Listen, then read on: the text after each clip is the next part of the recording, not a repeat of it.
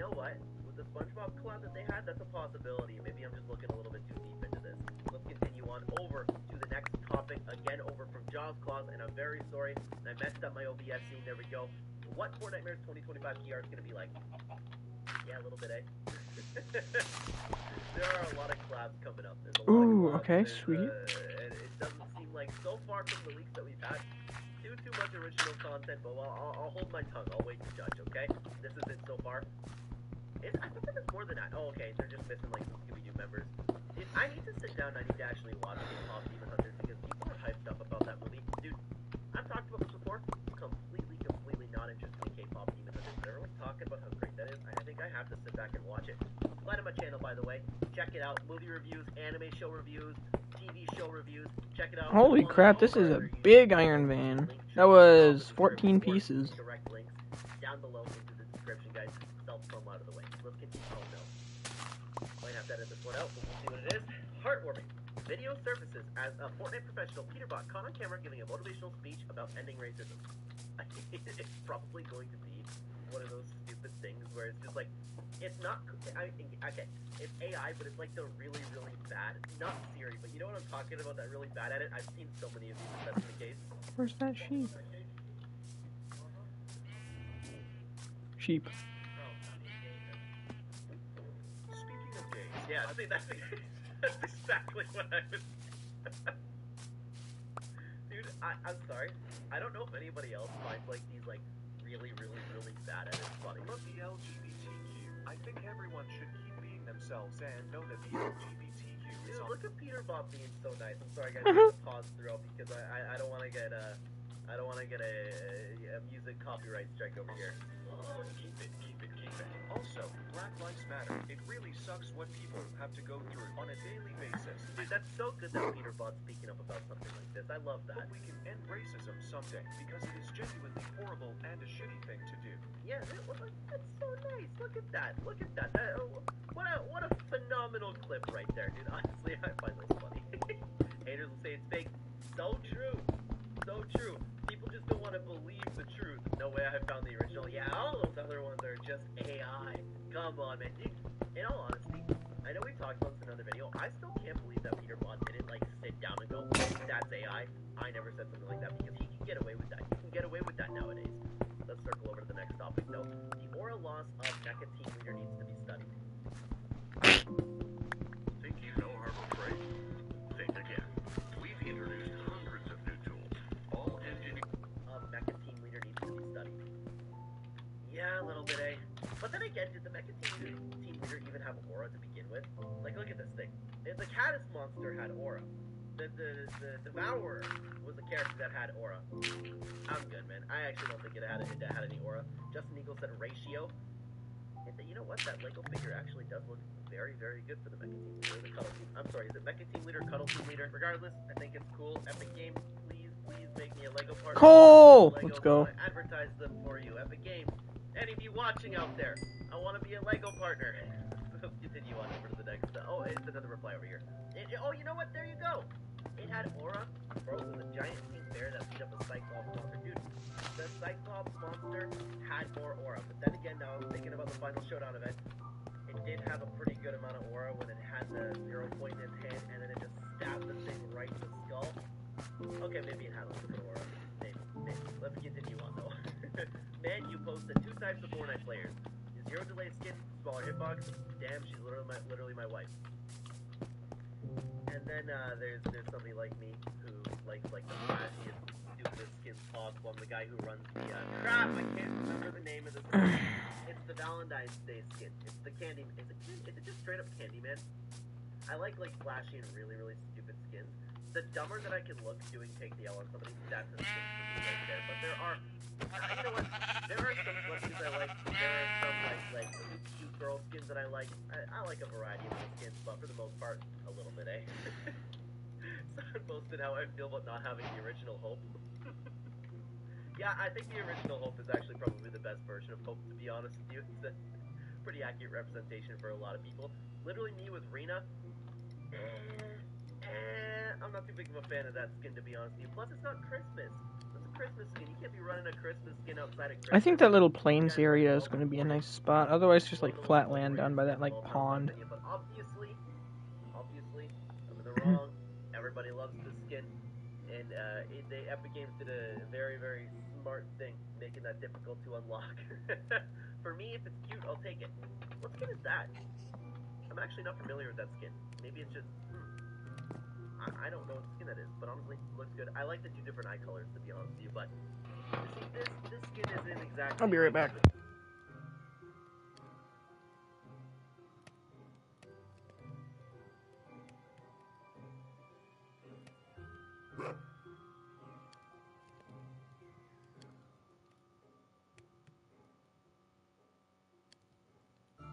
I'm back. Oh, I've seen those videos before. Yeah, it is a little strange how you just, get up right in there to the bug, eh? Look, now they're gonna say, I wish. Dude, if we get a reply that says, I wish it was me. No, it's the, we need the Yu-Gi-Oh! Meme. It should have been him! Not me! It should have been me! Like, that's gonna look so cringe when I'm probably playing that back and you're viewing it, to be honest with you. Dude, you're gonna kill the things with Colin. Even just the way that he's pointing to it. That's you know what? Very, very funny. I like that, okay? What are we picking today, guys? What is this? Actress Margot Robbie on Peter Bot's Prime. He had the craziest prime ever. It was like watching someone bend the game to their will. Absolute dominance mixed with the kind of flair you just can't teach. Didn't know Margot Robbie was a Peter Bot fan. It's a before or after the new clips came out. Didn't know Pete had motion like that. He didn't go to him. Margot Robbie's getting an icon skin. Could you imagine how much that would sell? Honestly, Hypex posted this. I haven't seen this. MM's reaction to being called reaction to being called the guy from Fortnite. All right. Yo, it's the guy from Fortnite. At least you had to get some humor about it. And sorry if you could hear my notification over there, guys. But I don't know why people take those types of things too seriously. I know it's a little bit more of a meme now, but I've always kind of thought it was funny, to be honest with you. Someone replied saying, "I love you, Hypex. Get me pregnant." Hypex responded with, it just no. Okay. All right. I guess Hypex isn't going to be getting anybody pregnant soon. You're looking at the stupidest and weirdest things today, guys. Yeah, there were some good choices here. Fortnite posting, "We love seeing the guy from Happy Gilmore 2 laughing and happy." Again, the guy running Fortnite Social, doing a phenomenal job. Honestly, Angry said, "Yeah, I'm pretty rough. Spent 2 decades fighting his demons just to get sniped by Chili the Banana while Travis Scott just a worm bug." I'm not gonna lie, I don't know anything about Em's story, but he's making some good money out of being in Fortnite. MGK Root. Are there new achievements? You do not hear that often, guys. And while I do think that MGK is a big hero, the guy is big. I'm pretty sure there's new achievements now. MGK's music over here, okay?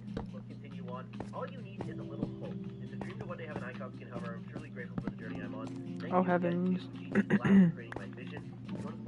Yo, what up, Death? You fell asleep in the middle of a League of Legends tournament and you woke up to your teammates getting... I'm sorry, I'm not really... I believe this is just to show off the cosplay, in which case... I mean, it does the job. I think it was good. I'm sorry, I'm not really... I believe this is just... Hold on. I was looking at a baddie in that YouTube video. Getting decimated. Oh. Could have just said obliterated and it would have been like I was watching it. I wasn't. Okay. Definitely getting the copper now because it's useful. Yeah, tools and whatnot. This Leona was destroying them. Yeah, I don't play League of Legends. I only know them from Fortnite. I only know like Jinx and I think Arcane, right? Or no, yeah, no. Isn't Arcane a character as well, but also like the name of the TV show? Doesn't matter. I don't pay attention to League of Legends. I only know Jinx.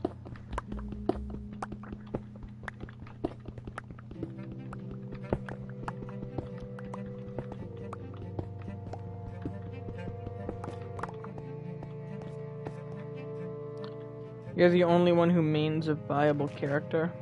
But I don't know what's viable in the game, that's the thing. I don't play the game, bro.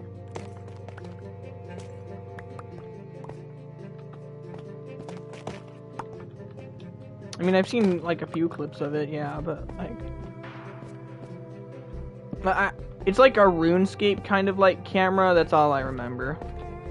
It's like a RuneScape kind of thing where like you're very far away from your character and it's sort of like a 2D 3D combination. That's all I really know. Mostly tank and APC characters. And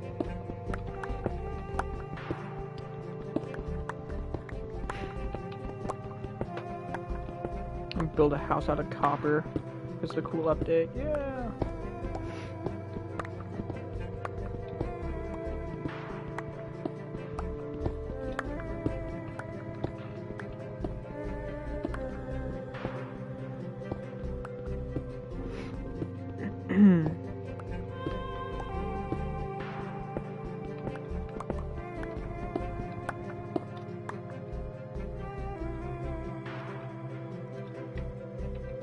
Oh wow, more iron. Let's go.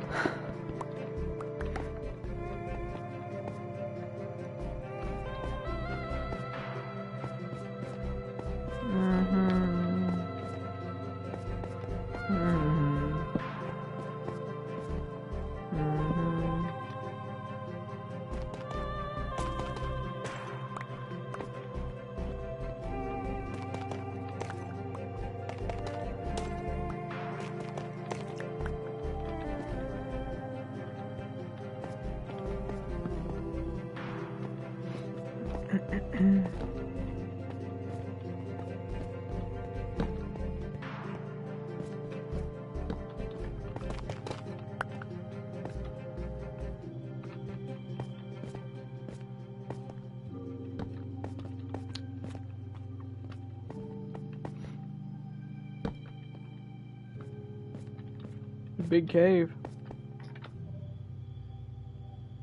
I'll explore that later.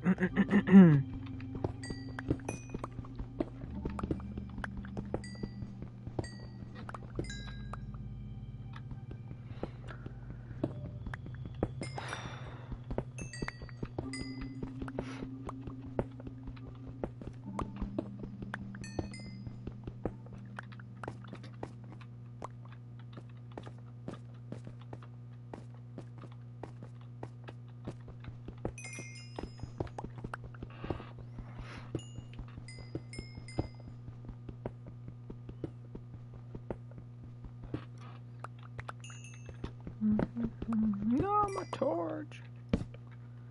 What is Kaiser doing? Hold on. Alright.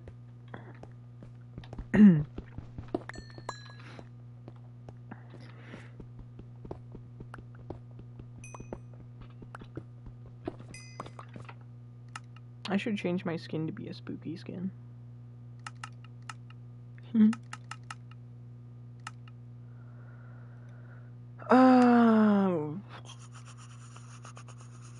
Spooky, where's Spooky? I know I'm pretty sure I actually have Spooky. Own skins.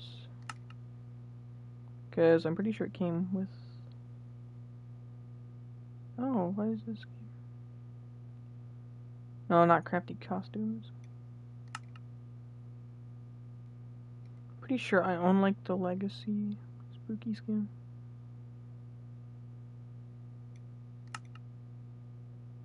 Grimace Egg. Halloween Fiends, no. There's no way I don't own.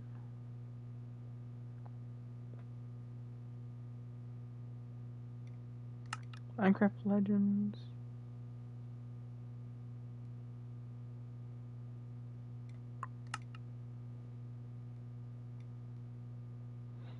You have to wait to respawn. You were surely about to steal that pentakill. You forgot you're still on the cooldown. Quackers. There's no way I don't have the original Halloween skin pack, I swear to God.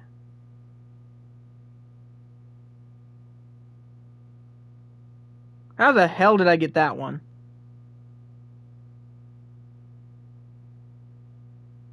I don't know. I'm not complaining. I'm not complaining on how I got that one. Because I only got the burger, but I traded that one for the Grimace egg.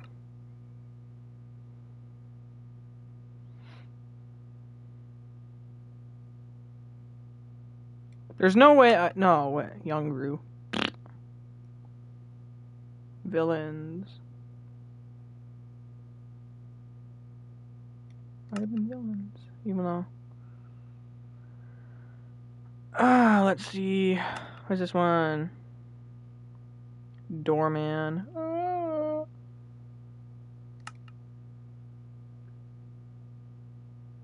Slime. Yeah, this one's spooky. This one's spooky themed. You literally told the guy not to use Kaiza, now he's getting destroyed. That's not your fault. You can't go to top because you don't play tank. Ooh, what is this one? Silverfish Monger. Nah, spooky. Look at, ooh, spooky! Equip. I just equipped that bad boy. Do I really not have the original Halloween pack? I mean, I know I don't have the mashup pack, but I don't know.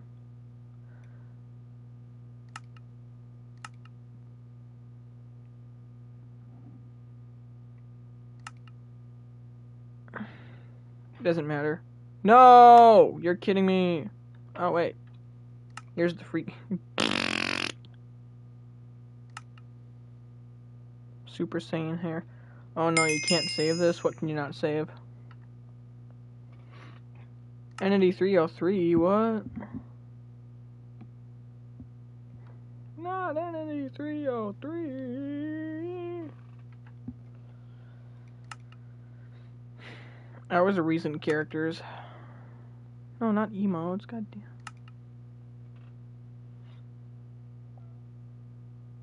Yeah, there we go, okay. Spooky season is here, guys. Spooky. Ooh, spooky.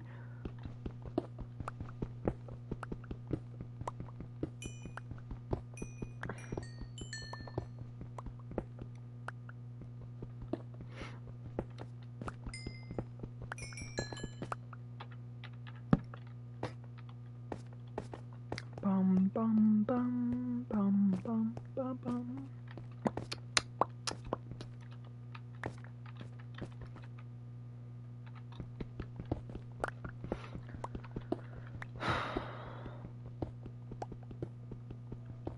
We are cooked. They let Leona get her class once she gets it. That's game over. When she gets that, it's game over.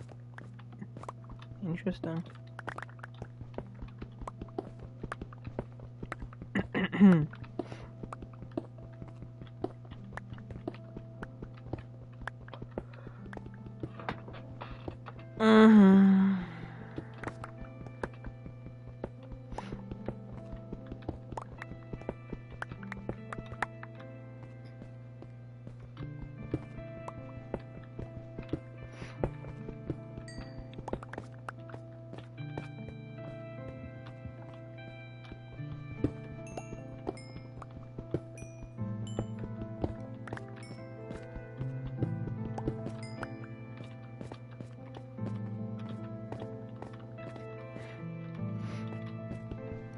Ooh, another thing.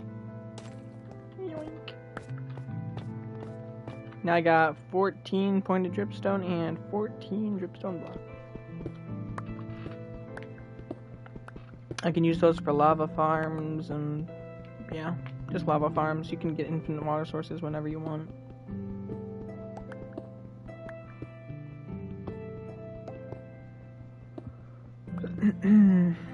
If you go to jungle to help, they are just gonna die. Yeah, they are cooked.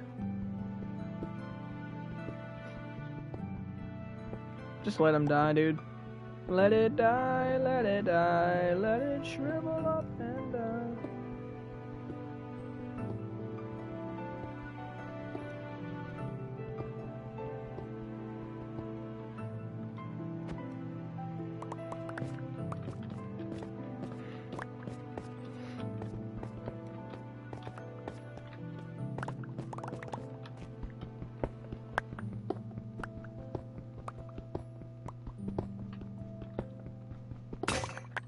Wow.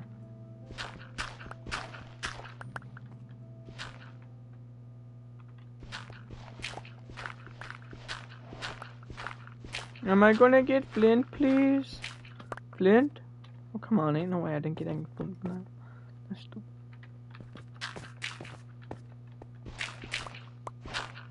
I got flint! Let's go.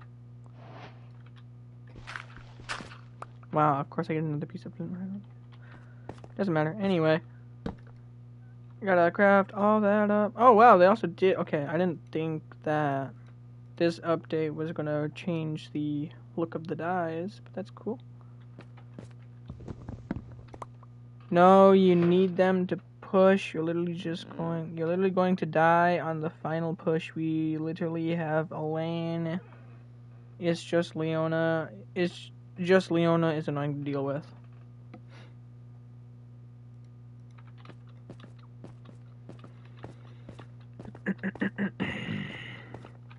She take my money, well I need.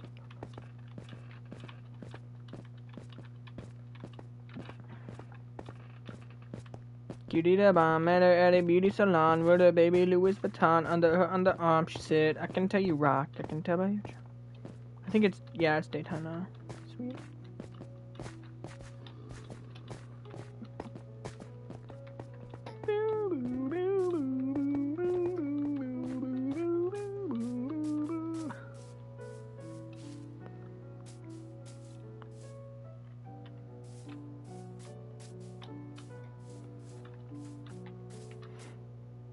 You know, I'm just gonna mine a whole jungle tree. I need wood. I don't want to run out.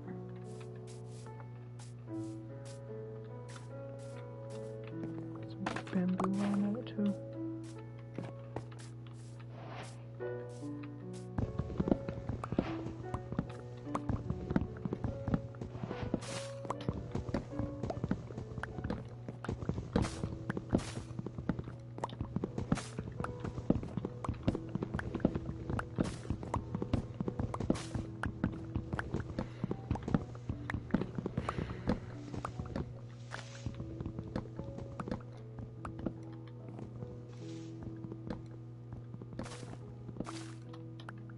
Oh, wait.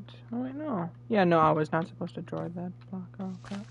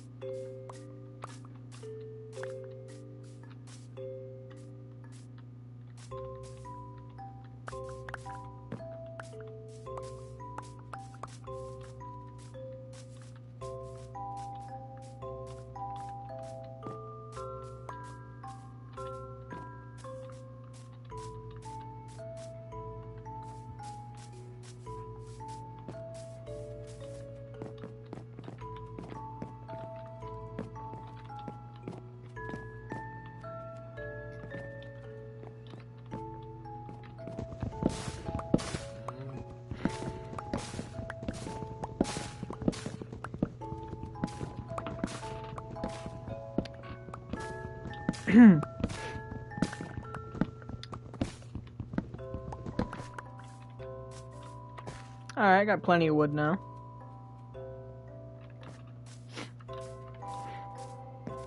I did hear a cow somewhere. There he is. Hey. Wow, I got some cooked food. Let's go.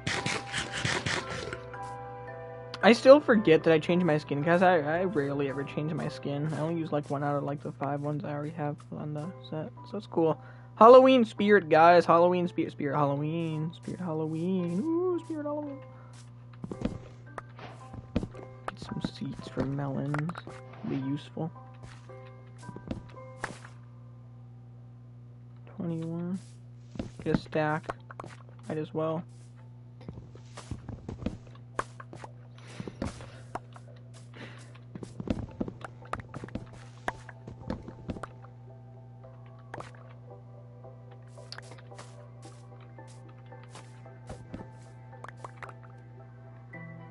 Alright, anyway, sorry. Let's go, you're him, you literally got a triple kill and died. They just have to ult the other ones, and it's a win. Nice. Got that aura. You got 2 different auras. You got Stink. You got a Stink aura. And then you got the game-winning aura. Yeah. That's right, I called you Stinky. I called you Stinky Boy. You're a Stinky Boy. You stinky boy.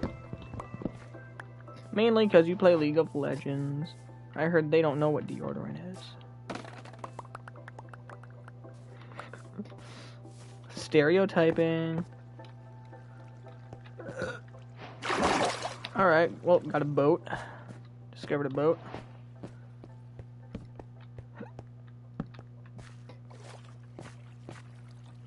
There it is. Now I want a bucket. Give me a bucket of water.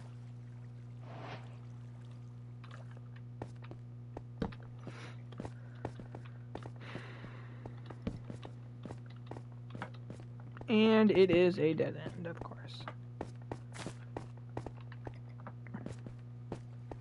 Oh wow, the water's still here, of course it is.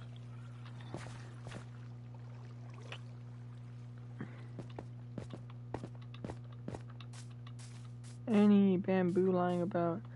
They don't, but you're the one who showers. Ironically, you're not that devoted to League. I don't shower often, but it's just because, like, I don't get up early enough most of the time to, like, take a shower. Because, like, I stay up so late. Because, like, I work, obviously, so I stay up a lot later than I really want to. And then, like, it's not, like, an instant, like, crash once I get in my bed. It's just, like, oh, I'm so bored. Because then I just, like, get on Fortnite until, like, 1 in the morning, and then I have to wake up at, like, 6. Well, I have to wake up. I like waking up at 4. Because I like going to bed around 7. Because, like, practically once shop reset, like, that's, like, the end of my day. Like, I just get off, go to bed, and then I wake up early, because, like, Fortnite update training and whatnot. And then from there, you know. You know what? Let's give the copper tools a try.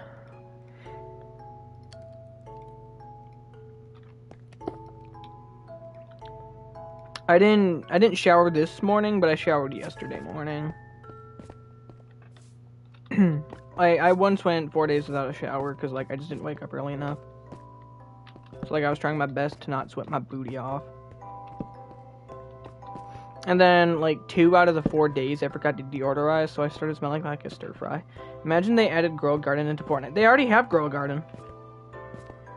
It's a UEFN map made by Cypher PK. They already have it. It's been like that for a month. Pretty much once Grow Garden spiked in players, they were just like, let's make a Fortnite map out of it. That was the same thing with Steal a Brain Rot.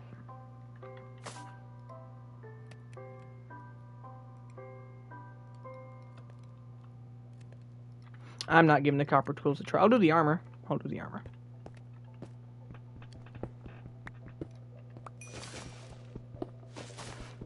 Death, I have a question. Do you like K-pop Demon Hunters? I'm just asking. I'm not saying that you're the kind of person who would like it. I'm just asking.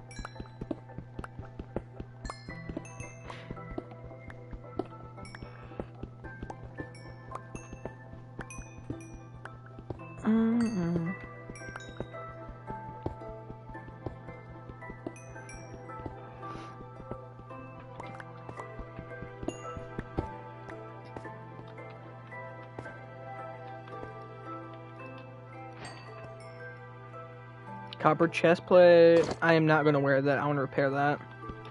Repair that bad boy.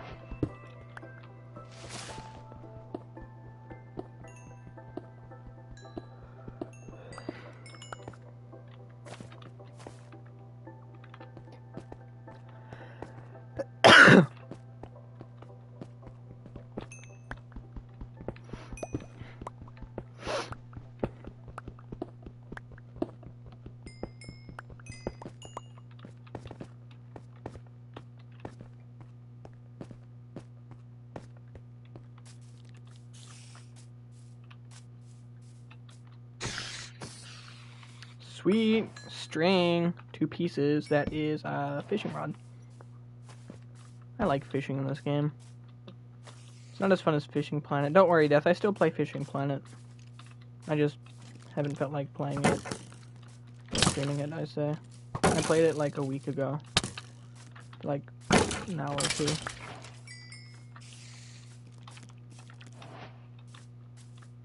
Hey, buddy. Give me your string. Give me... No, don't you dare hit me back. Of course, he doesn't give me string this time. Boo. I want string. Boo. Ooh, bamboo.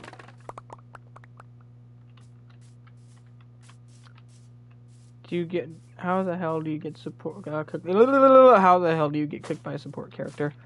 I've, like, gotten a lot of kills in Overwatch with, Juno. Juno and Baptist are, like, my favorite support characters.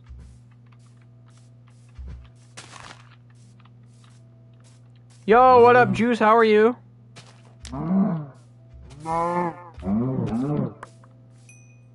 Wow, that effect was so weird. What do you mean Fortnite only?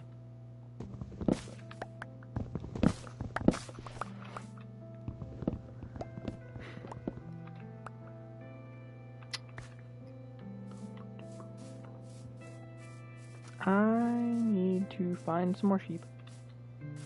Or a village would be nice. Either way, I need a bed. Like, now. What is that up there? That is a Rune Nether portal. I'm gonna go up to it. Oh my god, gunpowder. Oh snap. Also, I'm gonna get a bed. I'm getting a bed real quick. Just gonna get the brown wool. Oh, good. Okay, you get 2 more poppies. You only supposed to be playing 4, but yesterday was your birthday. Oh, sorry, dude. Happy birthday. I had to work yesterday, and then I didn't want to get on at like 10 because I had school. So, yeah. Happy 1 day later birthday. Death, sing happy birthday with me. Happy birthday to you. Happy birthday to you. I'm sorry I missed your birthday by 1 day. Happy birthday to you. Death, you suck. You weren't supporting me. You weren't supporting with me. You're mean. You tinkle. Where is my crafting oh, I think it's still in the cave. Doesn't matter. I have wood now.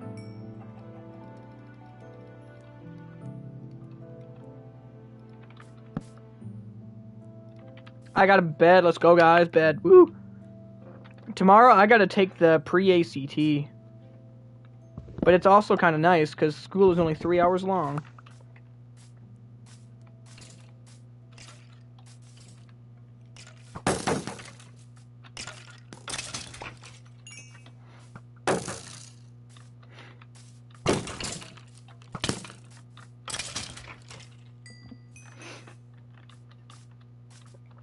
You gotta go. It's all good, man. You gotta do your own thing in life. At least you, hey, thanks for popping in. I'm sorry I missed your birthday. Happy birthday.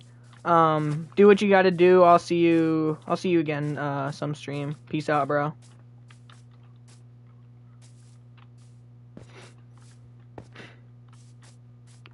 Ooh, what is that? Arrows.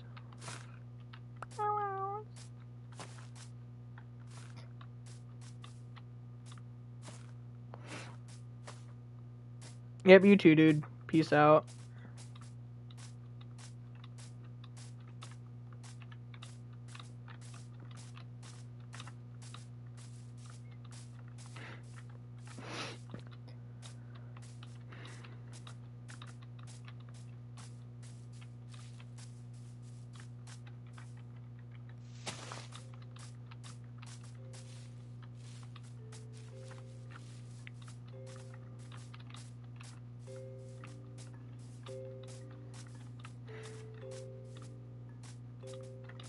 Where is the room number portal I saw? Oh, there it is. Where is it? Right there, stupid. Look in front of you. Ooh, projectile protection. That'd be good. Rest of this stuff is buns. I'll trade that out. Yeah. You know what? I'm making a bundle. I don't care. I really don't want to make a bundle, but I gotta. So.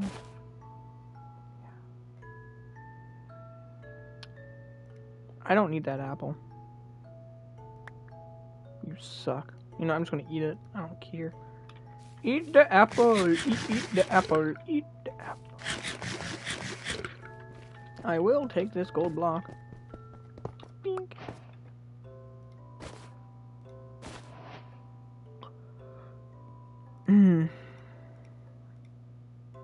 I'll leave that in my inventory for right now like that.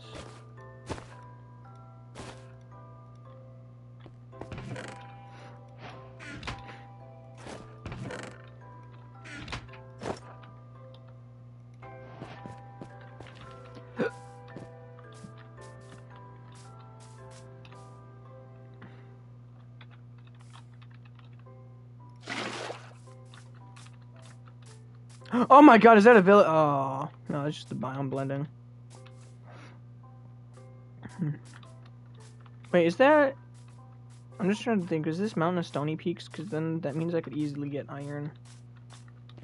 Stony Peaks are where it's at for iron, apart from iron farms. Oh, cow. It is a Stony Peak.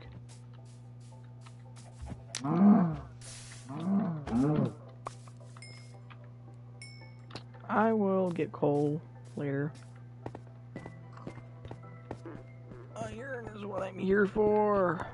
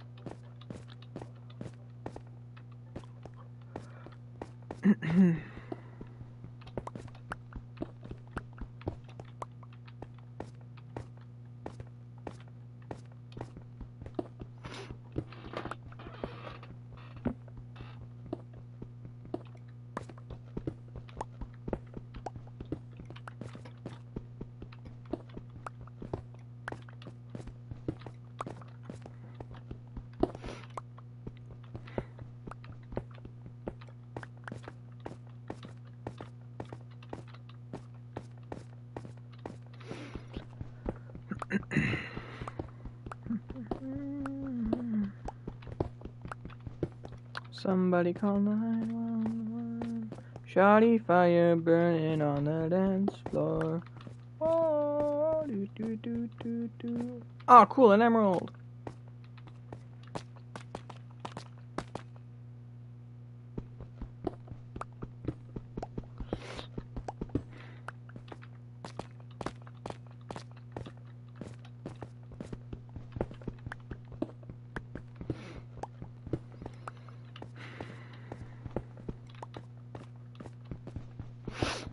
Somebody call 911.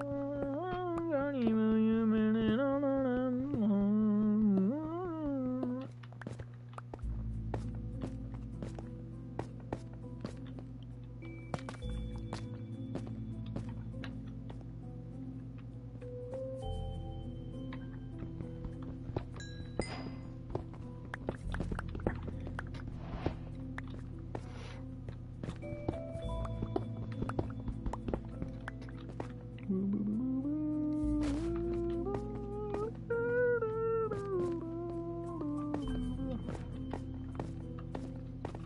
know what? That's one thing that bugs me. Like, that mountain over there, that just cuts off. Oh, no, it does not. Never mind. I know there's, like, a point where the mountains do cut off. Because, like, I'm pretty sure they can't go past Y level 256. Even though the build limit's 320. It's like, why?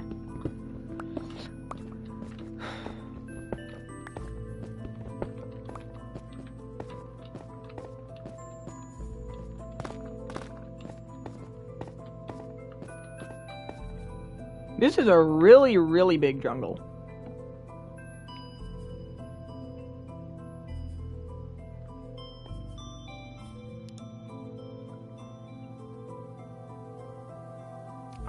I don't know where to go for. Yeah. I mean, over there looks like it goes to a plains or like an open jungle. Can I head over that way? Might as well. Oh, there's another emerald. Sweet.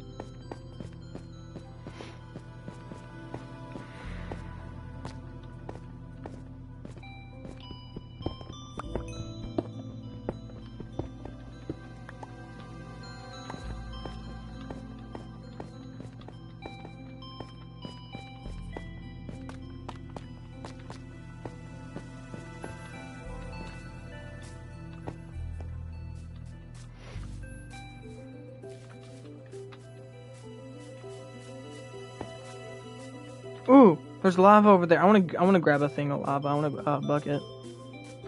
And with the dripstone I got, I can do like infinite stuff. Infinite fuel. Not dealing with them. Not dealing with them. Not dealing with them. Not dealing with them. Going through the bamboo. Weave, dodge, weave, ooh, weave, weave, weave, weave, weave, weave, weave, weave, weave, weave, weave. We weave.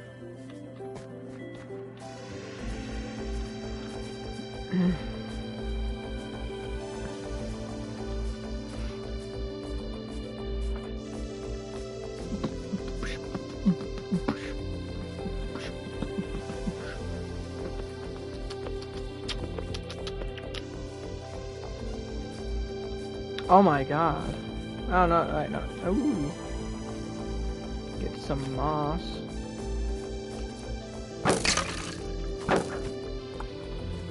Sweet. You know, a thing of moss, yeah.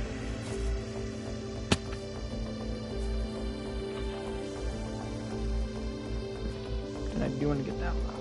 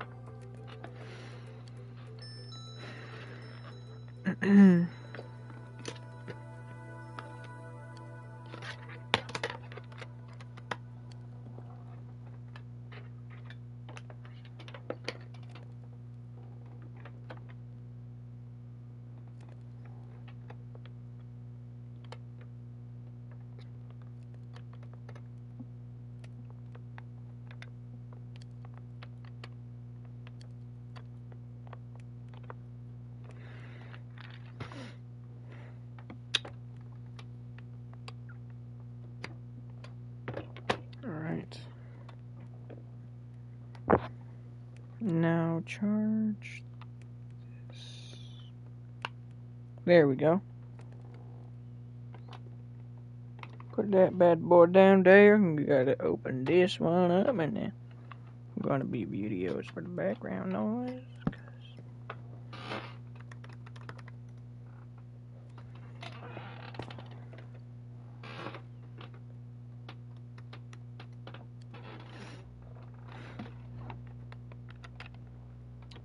Um.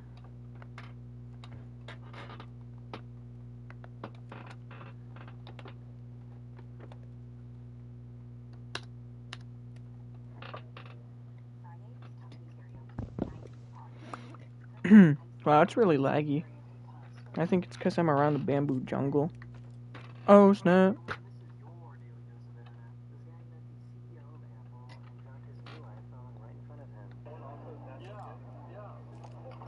I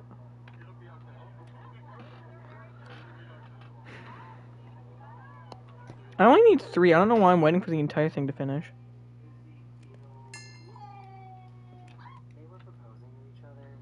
Well, I need to see that. Wait, I want to see. Oh,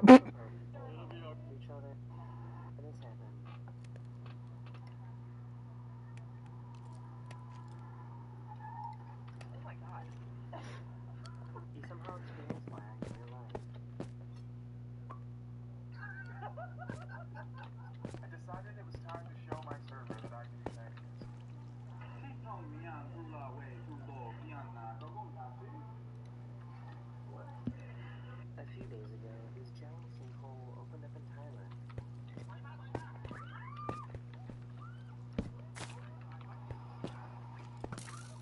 oh, wait, what? Wait, what was that? Huh.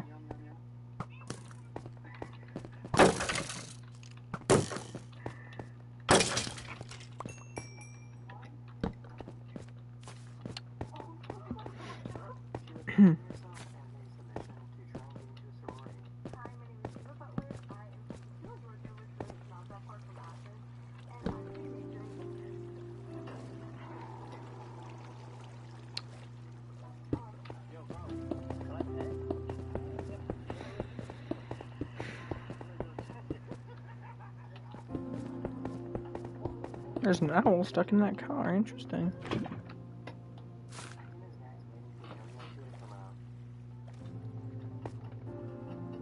The Yo-Yo 2 is crazy. Oh, there was an easier lava source to get. Of course.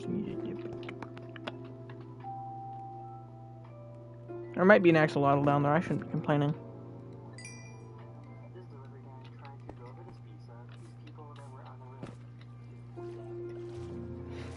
Woo!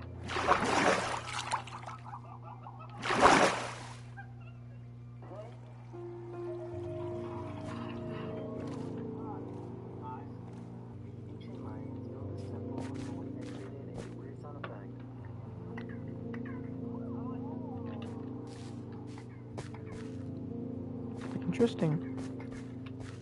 I am really fascinated with like that kind of architecture, like the ancient Mayan architecture, the Romans, the Greeks. I like that kind of architecture. It's pretty. Oh my God, axolotls! Oh my goodness! Oh no! Oh, you lied to him. You guys stink. Skydiving right next to a rainbow. That's cool. Pretty. Oh wow! Cave actually goes over here. Woo!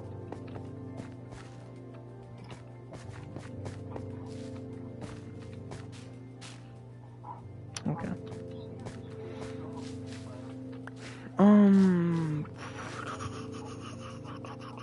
Does not go down to deep slate as from what I can see.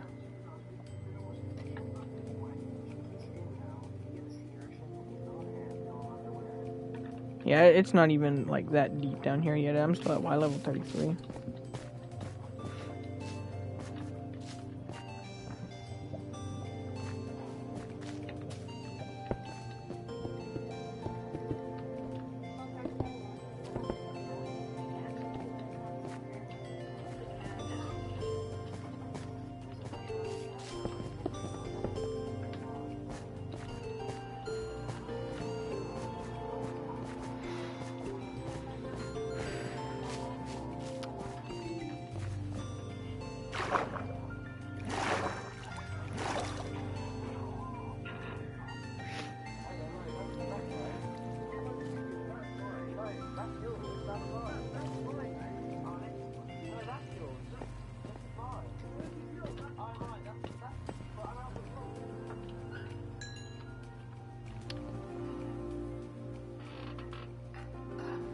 Dang. Completing marathons while balancing a pineapple on their head the entire time. He's like not even running too. That's the funniest part. He's like fast jogging. Not fast jogging, fast walking. Oh my god, like, I have questions. Come on, someone else has to have seen this before.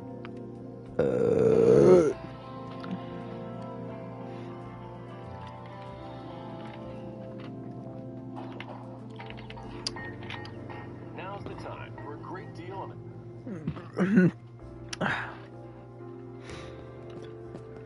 Oh my god, those light rays are beautiful. Look at that. Look at that. I love vibrant visuals so much. Interesting.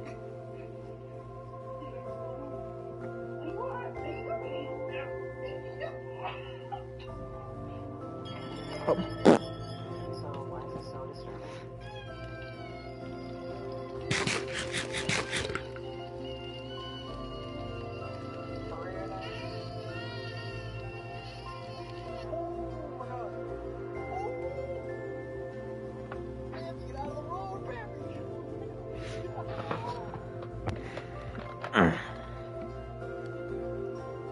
No, not the tortoise. Oh, okay, good. Okay. Didn't fall that much.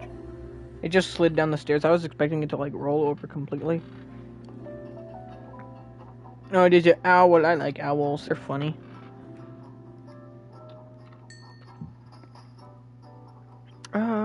This dog was spotted making a giant snowball. Cute. Put the bone in there.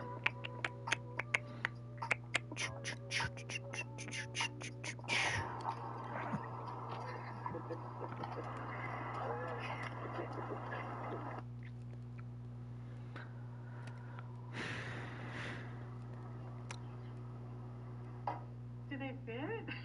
Not very good. I don't feel very good either. Oh, he has them on backwards, I think. Buddy, Just a little tight. turn around, let me see. This person Yeah, he had them on backwards. absolute perfect time.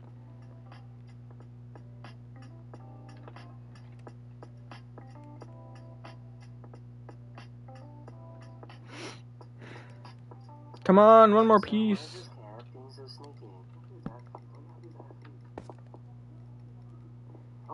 Sweet. Alright, I can get out of here. Woo.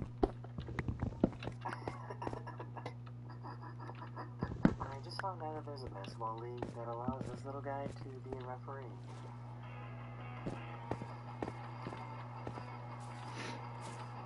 I like playing basketball, not professionally, but like during lunch. It's chill. I'm ass. I'm like buns at it. I'm good defense, but like I cannot shoot at all. He has access to every room. a 146, which we're definitely assigned to. Looks like we can get right in. Oh, there you go. Awesome. We did a little bit of research ourselves to see, well, what if they're all master keys? I thought it was turning nighttime. Also, I don't know if I'm heading the right way or not. Oh wow, another skeleton. I've never shared this video of this guy with a Nissan Maxima beating out someone with a sports car.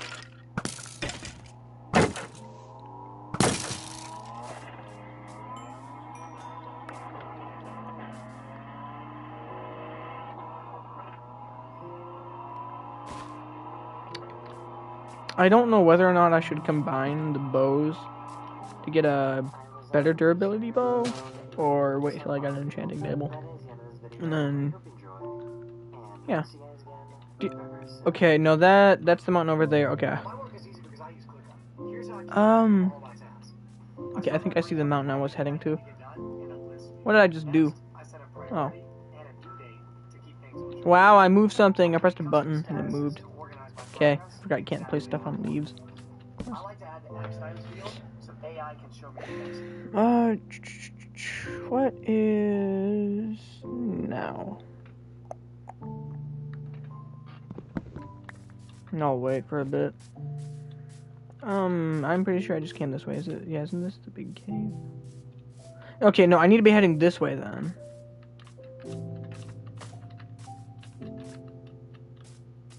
Yeah, I think so.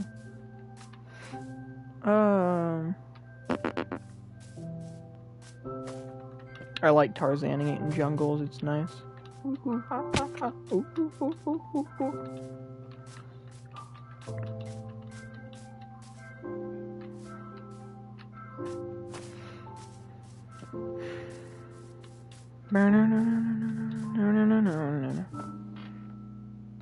Bet I don't watch that. Yeah. Ooh, pumpkins. Mojang added the first generate structures to Minecraft, and in the years since, they've added a bunch of different structures, ranging from small buildings to huge fortresses. But while Mojang kept adding newer and better structures, for some reason they seem afraid to change any of the old ones, leaving boring, old, and dated-looking structures around every Minecraft world. So I'm gonna go through and fix what, in my opinion, the 3 most boring and underwhelming structures in Minecraft, and maybe somehow I'll inspire Mojang to update them. So let's get rid of it. Alright, first structure we got here is the Desert Well, of course, an absolute classic. This structure is one of the oldest in Minecraft. It was added in 2012. 1.2.1, and yeah, it kind of shows. Oh snap! Completely like delete it and make a new well because like yeah, this doesn't really look like much of a well. I don't know. It's definitely a build. But I think I'm gonna level it. I don't know. It'll still be with us in spirit. All right, I think I'm gonna go for something like more like kind of grand and like circular. I'm gonna try to make each of these structures like a bit more unique, and then also use some like more modern Minecraft mechanics. If I just find one more pumpkin, that gives me a stack of pumpkin seeds. Yeah, first I want to get a new well structure. But of course, I won't be able to do that because. Alright, so with that, obviously I'm gonna use like stairs and other sandstone blocks in there at some point. I'm just trying to get the shape out. I'm not really great at building wells. Like, I feel like it's really something I've not been good at, but we'll see. Trust the vision. Trust the vision. Wow, this is a dark patch. Oh my god. That's so cool though, seeing the light in between the trees. Not at all what I was going for, actually.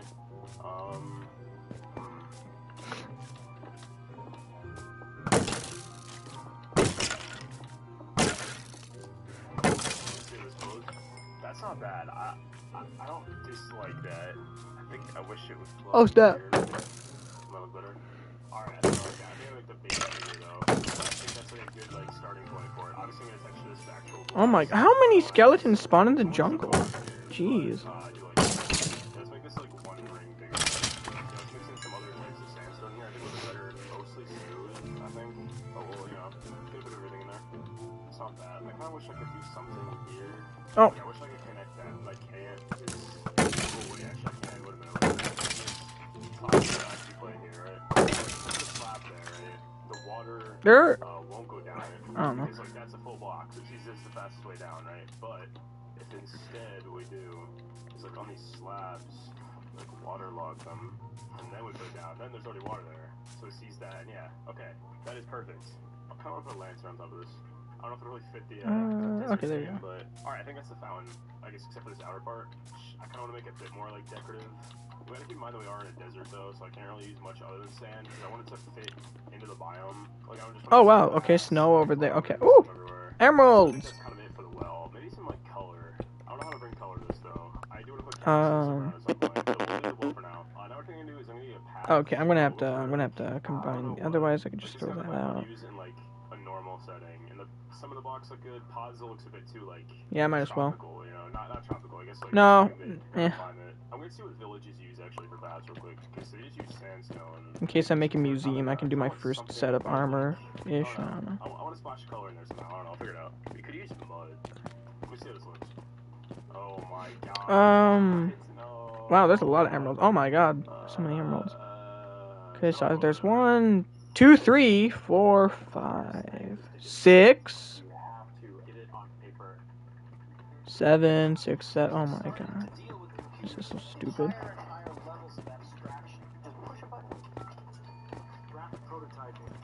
It's like, I really should wait till I get a fortune pickaxe, but money.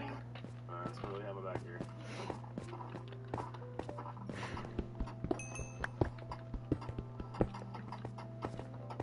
Alright, I think that's kind of like the path and everything in. There's been a few new like user blocks added since like obviously the well came out, you know, all the sandstone and that kind of stuff. But recently, these new like plant blocks, I've never even used the dry grass ever. This is my first time updating past this version, so I want to figure out where to put these because I think it would add some nice color. So maybe we could like some kind of flower pot sort of thing. I don't know if acacia, kind of this. I don't know. We could go where. Hey, what? Oh, there they are. Add like a nice bit of color while still sticking to like the desert theme.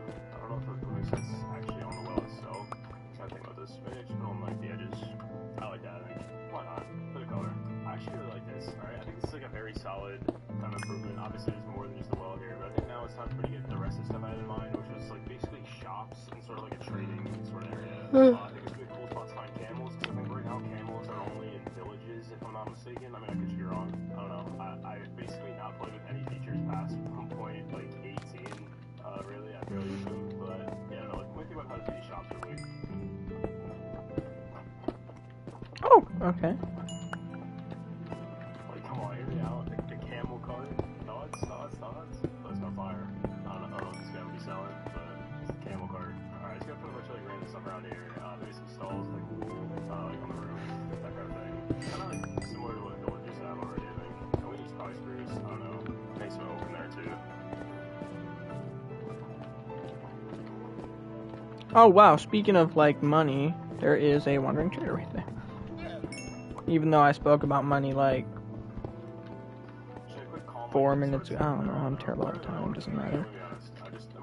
What is this gentleman selling? Oh cool, a roof forest I think that was. Anyways, what are you selling? Ooh, do I do it? Even though... I actually like this a lot. I think I put one more like camel cart here. Maybe make it a bit bigger. More of a I don't know if I should do it. richer camel cart person, you know? I have no idea what I'm saying anymore. Cactus probably would be more useful. Real quick, I think just to finish up, I'm gonna put a couple of villagers around. I'll be back. I'll wrap it up here on this one. I really figured it out, honestly. Okay, so I think...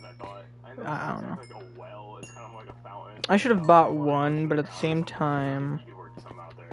Cactus... Like, green dye. Yeah. I mean, I do see... yeah, some more emerald over there.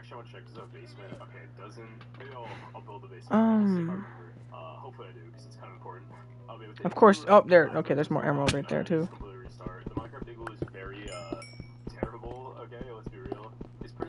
The igloo isn't that bad. I like the igloo.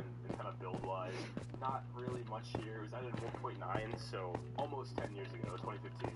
Towards the end of 2015. Okay, that is a roof forest, dark oak forest. The Minecraft igloo is pretty small. It's not a great structure, so I think first thing I'm gonna do is try to work out a better shape for it. Obviously, I'm gonna up the scale, like not like too much, but you know, a decent amount. I'll try to get a new shape in. I think that's kind of big. I didn't really mean to make it that big. Oh wait. Scale, but, bones. Oh. I might scale it down a bit. I think I like the way the shape is going out. I don't really know, to be honest. Like, I think it'll be fine. Oh, come on. What? Oh, there he is. We'll see. I don't know. It just kind of looks... maybe not. It's not my... Oh my god, I can have two. I think I want to do two. Oh my god. Okay, I need to find... You know what? Brown collar. No. Yeah. Dang, I don't know.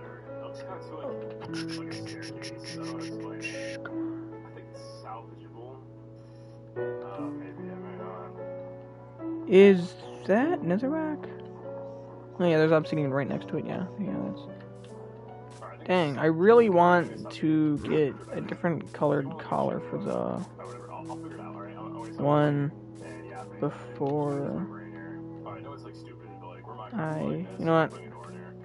Brown dye, I might as well just use a brown collar.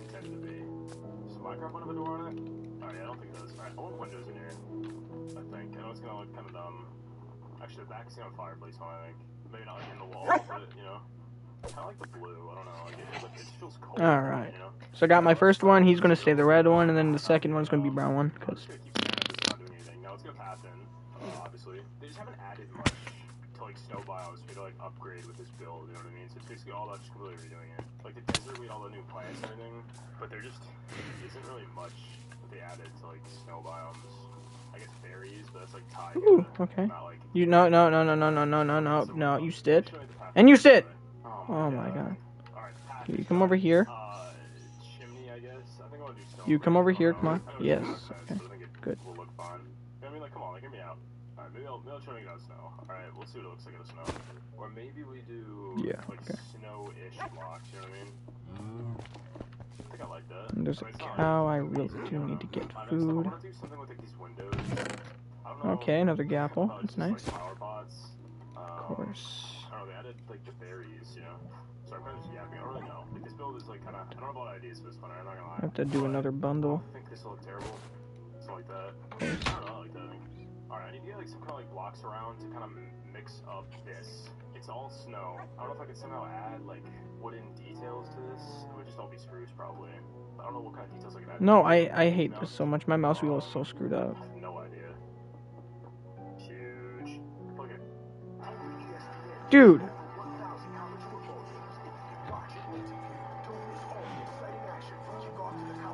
Jeez.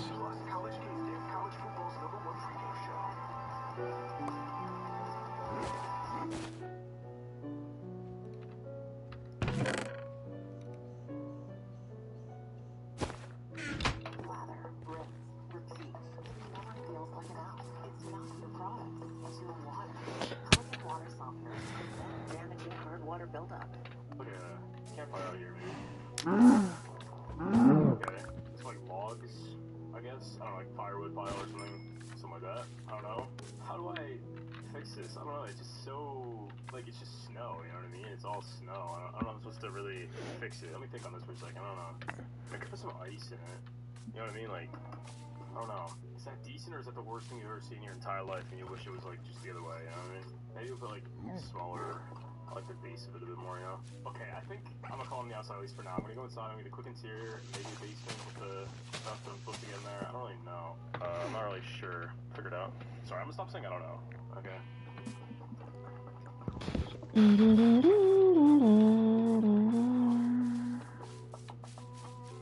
Alright guys, let's go. Alright, you know what? Like, I don't think I can hate this. Like, I play it's fire. Final detail, I guess, would be a basement. It's too much work, man. It's too much work. I actually think the vanilla one is literally perfect. So, what we'll do here is just cover that up. And the vanilla one, like, is pasted down there. But that, I think I'll wrap up the igloo build. It's not perfect. Okay, outside, it's a bit boring. It's kind of bland. But I don't know what else I'm supposed to do with it. Oh wait. So, Oh no, I already put the okay, I put the cactus in the one. Which is supposed to be the hardest one, but honestly at this point I think it's gonna be the easiest, and that's gonna be the witch hut. And yeah, real quick, this house is dedicated to my patron Haliak. I appreciate your support. Doing house okay, let's go. More food, baby. Mangrove variant, basically. I feel like it's a very weird missed opportunity if there is basically no variant for this in a mangrove swamp. I don't even know if this generates normally in here. I based this one. But yeah, we have a witch hut. Wow, I hit my mouse. It's kind of like mangrove. Obviously, because it sucks and it looks terrible. I don't have anything too specific planned for this, other than the fact that yeah, I want to use a lot of like the red. I think my main color palette is probably gonna be like spruce. The red for the mangrove log. So I'm not gonna like make myself use it. Oak's fine too, I guess. I'm gonna use wool here because I think the shape I want to get in is kind of like complicated. I'm not 100% sure. Oh my god, a village! I'll figure it out. Let's go. Let's go, guys. I want still kind of like it'll be a witch house. You know what I mean? Like kind of like whimsical and like weird. You know, like I don't want it to be like normal. So yeah, it's gonna be kind of a normal like base, sort of like middle, and like off the side we're gonna get like another platform. Like a house put out here. Okay. Alright. Yeah. Guys are gonna have to swim. Sorry. Love you. So I want like a main section, and then I want something coming out the side, and I think I want like a tower. Or teleport. I just don't want to say teleport. I need to teleport. Alright, we've got a flat area to begin with. Yeah, actually, yeah. You guys just stay behind, below this tree. Protect you from the rain. You guys are silly goose. You guys want a sun? Alright, I think you're starting to see the vision, you know? Like, maybe. I don't know if I want the walls to be mangrove, though. I think I might want them to be, like, yeah. Maybe. I'm trying to, like, close my eyes right now and just imagine Bink. what that should look like. Alright, let's go. Right now, so that's really helpful.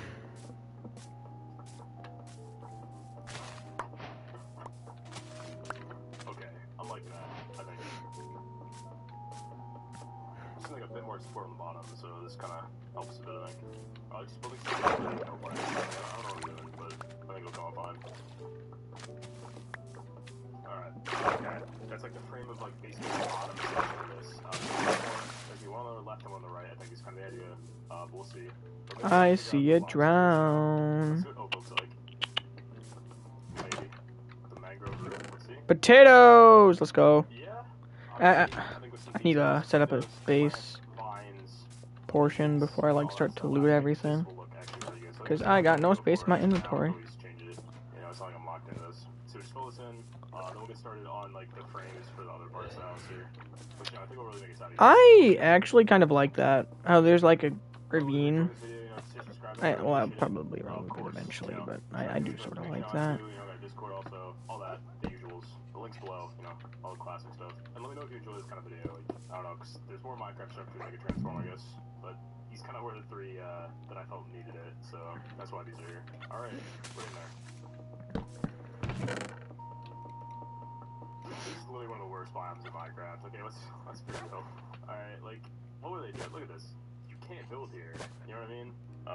Roof stuff. There's other parts of the house, I guess. I want it to be like a bit offset. Like, I don't think I want it to like be right here. I think I want it to be like in block, you know, just for some extra depth. Like, you know, something like that. I think you're starting to probably see what I'm going for here. I don't know if I want it to be like the same width though. We'll see. Okay, alright. Alright. Kind of what I'm going for here. I mean, obviously, it's not like it's like that crazy of a concept, I know, but I don't know, we'll see what comes out. I think it'll come out pretty good. I'm gonna make a hole. Alright, let's get another roof in here now. It doesn't have to be the same exact roof, but it might be the same exact roof, I don't know. Okay. You see the vision, you know? I think you're seeing the vision. Oh no! Try Microsoft Azure for free. No. Development with 65. Okay, well, I know it's a follow. I'm gonna take this chest. This house just feels like a thumbnail house, you know what I mean? Like, this And I'm also gonna is take that chest that's in this one. Maybe not. We'll see. Subscribe. Alright, look. Okay, the interior, like, I know I did them earlier in the video, alright? And I think I'm gonna do it for this house, but probably just for the bottom floor, because I don't know how I'm gonna really get up there, alright? Like, I mean, I'll try. Like, maybe, like, get things up there, like, the roof is kind of a bit inaccessible. Alright, we're getting there. I like that a lot. The one on the left is gonna be the weird one, and then because I want it to be taller, and I think I want it to kind of come to a point at the top, like a cone shape instead of the normal like triangle. So it's gonna be a bit more and a bit more weird, but I think it'll be pretty cool. Alright, I don't know exactly where I want it. I know I want to start deeper than this one, so maybe 2 back, maybe do 3. Okay, good. Okay, I can breed these cows. I think that height feels good. I'm gonna set the roof. Oh wow, there's even more. Sweet. So, yeah, this one's so I know what I'm doing with it. Oh, 4 cow. Oh, let's go. Peak. So I'll get the bottom details after, I think. Okay. Then that means. It's been a minute since I did a roof like this, but I think I still got it.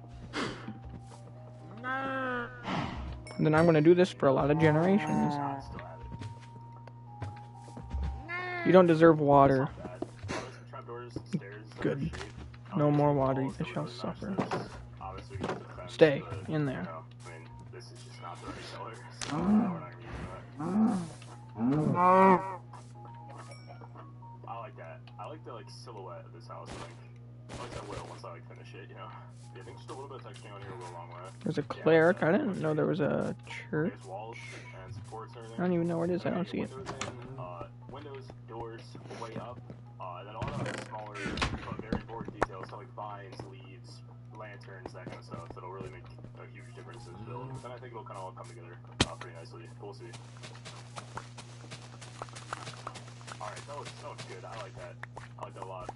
Alright, let's mix some of this into the rest of the roof, and then we'll start on like more like wall details, I guess. And yeah, I'll do a simple interior. I don't know about doing it for like these weird connected parts, at least for the main part. No, it should almost be done, I think. I think we'll put a door here and a window there. I do not think there's any other crop in this village apart from beetroot. Classic at this point. I don't know. It's on every video, right? Glass in, Money. obviously. Then I gotta think of like kind of porch design that kind of fits with the swamp, I think. Maybe I use mangrove on it, but I feel like spruce might fit. I think mangrove will look good as just kind of a roof actually. Oh, okay, that's why there wasn't. Okay, yeah. Because The that kind of will be a lot. cleric building is right there. It's just slab, I guess. I mean, something like that. Honestly, must be enough. Like a ladder dangling off inside. There we go. A little debug stick. Usually I try not to use debug stick too much, but that's fine. Alright, Windows. Okay. Okay, that's not bad. And I'm pretty sure those are potatoes. Alright, I like that. Let's get some like flower pots in, I guess. Yeah, I think mangrove will look good on these. I know you can kind of see through it, but that kind of fits the biome. You can plant stuff in mud, right? I'm assuming that's like a dirt type block. Nice. Yeah, let's use mud instead. Alright, let's get some leaves and vines, and then we'll do an interior, and then I think this is about done. Really. I really don't want to use them. Okay, I like that. I like that. Lanterns, flower pots, and then interior. I keep forgetting, like, stuff, you know? It's all good. I feel like it's like, at first I thought I should just use, like, swamp plants here. I forgot how to do bush, by the way, and, like, the leaf stuff. I haven't played any new version of Minecraft. Anyway, I was thinking about just using, like, swamp plants, but I'm thinking, like, the witch probably makes sense to have, like, sort of, like, exotic plants. So, like, the torch flower. Because, you know, you use it for, like, the suspicious stew and stuff. So, I think it fits. Yeah, I know it's supposed to be on the snipper, okay. Alright, I don't know. Not like this build is really, like, gameplay designed anyway, but I think it is a cool build. But yeah, it's basically outside done. Really quick interior. I think I'm just gonna just do this part. We're gonna pretend this whole upstairs. Let me sleep. I don't even know what you're saying. Upstairs, that's crazy. We got a cauldron, water, brewing stand. Let us die, water, please. Please. It's not fair. Why does Bedrock get that, but we don't? Alright, I think that's it. I guess we'll put a witch in here. I don't know. Please, just let me sleep. But yeah, with that, this build is done, and you know, whole video is done. Crazy. I think I went 3 for 3. I liked all 3. The igloo, maybe not my like best work ever, but the desert well and the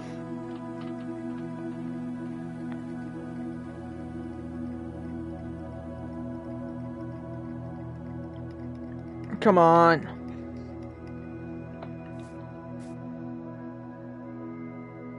Are these villagers gonna go to sleep? I guess not. Wow.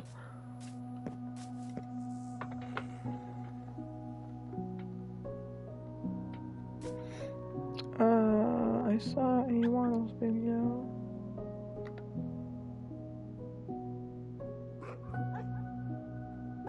Here we go.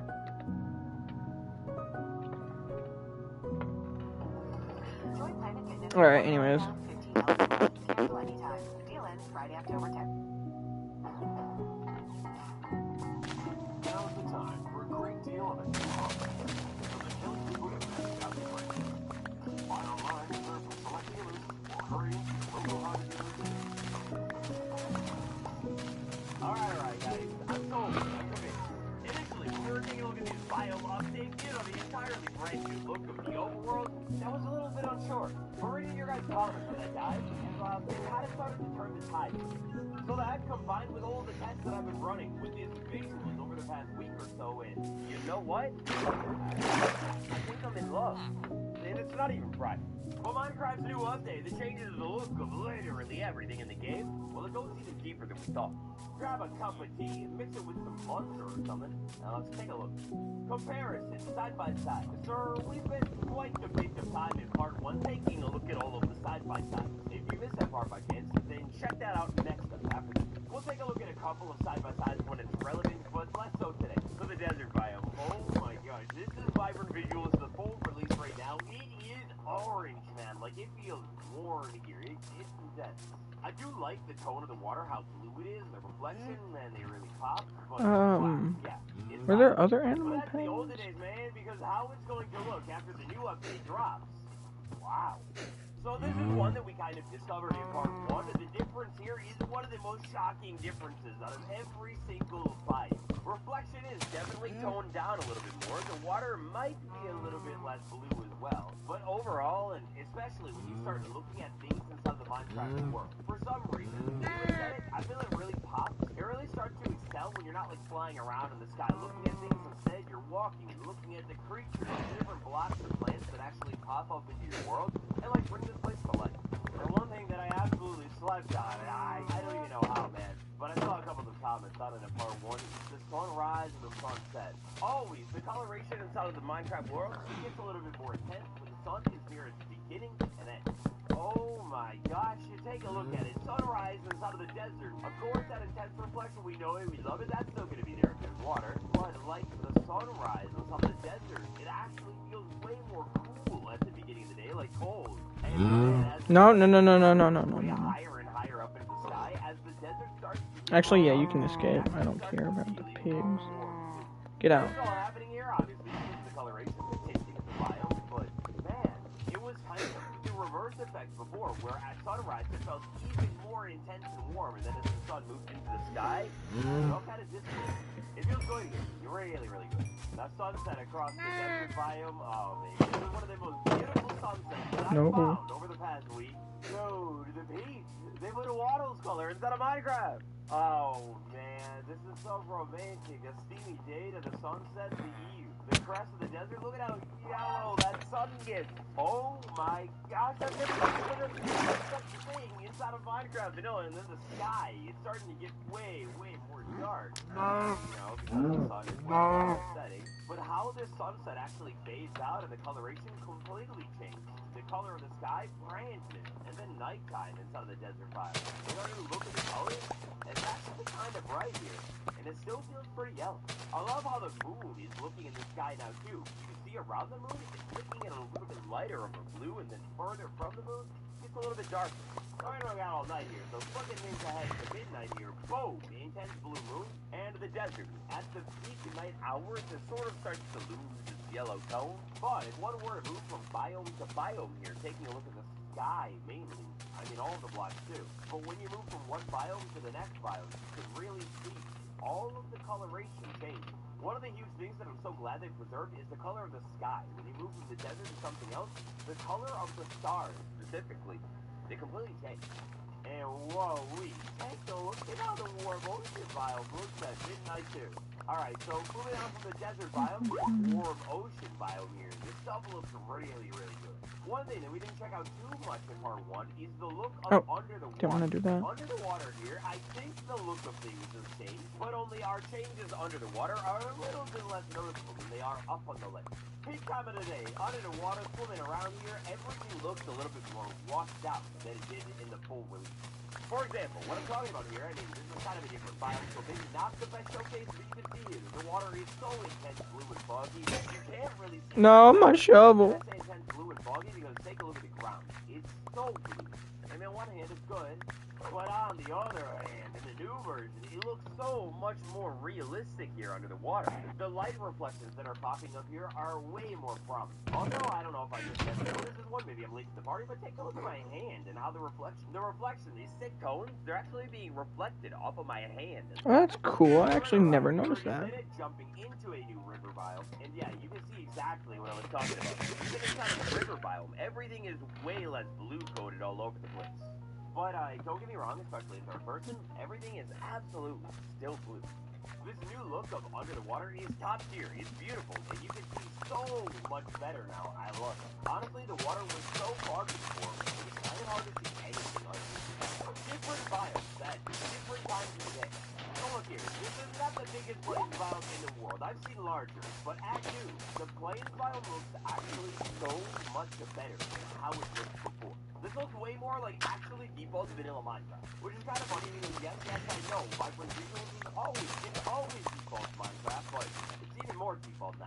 And we're gonna take a look at the sunrise sunset in every single biome, but I figure we gotta take a look at it in the default. I always feel like the plains is sort of a neutral biome. Taking a look at the sunrise here, I mean, yeah, it's beautiful. Like, you don't get me wrong, a sunrise is a sunrise. You're gonna be stunning no matter what, but compared to the desert biome, I mean, I like how the light is washing in here, spilling a little bit of fade all over everything, but the desert was a little bit more beautiful. Probably the best thing about a sunrise inside of a plains biome is, well, the gentle coloration and the reflection inside the water. This is maybe the most realistic looking reflection out of every biome that I've checked out. As the sun creeps higher up into the sky, I like how you can see a little bit more detail on it, like the separate foxes, but yeah, that was the sunrise. Oh, now the one that I think is a little bit more beautiful here is the sunset. Taking a look at the sunset inside the plains biome, we get even more of that pink tone again. Yes. Oh, you're too kind.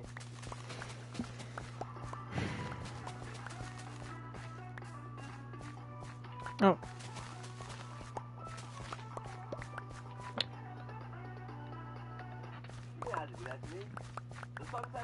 biome, every single biome. Oh, he's Alright, I got everything from here. Yeah. so hot. Looks a lot nicer now. Oh, Chef Keith, Bro, what are you doing with my dogs? Get away. give them a raise. I mean, it kind of did before, but the coloration and the look of it is completely different now, and it looks so tasty. Midnight inside of the plains biome, the lighting is super clear. It's Do almost equivalent to, like, I? kind of looks in the middle of the day, but of course I don't know if I should. I'll probably just leave those as the raw blocks for right now.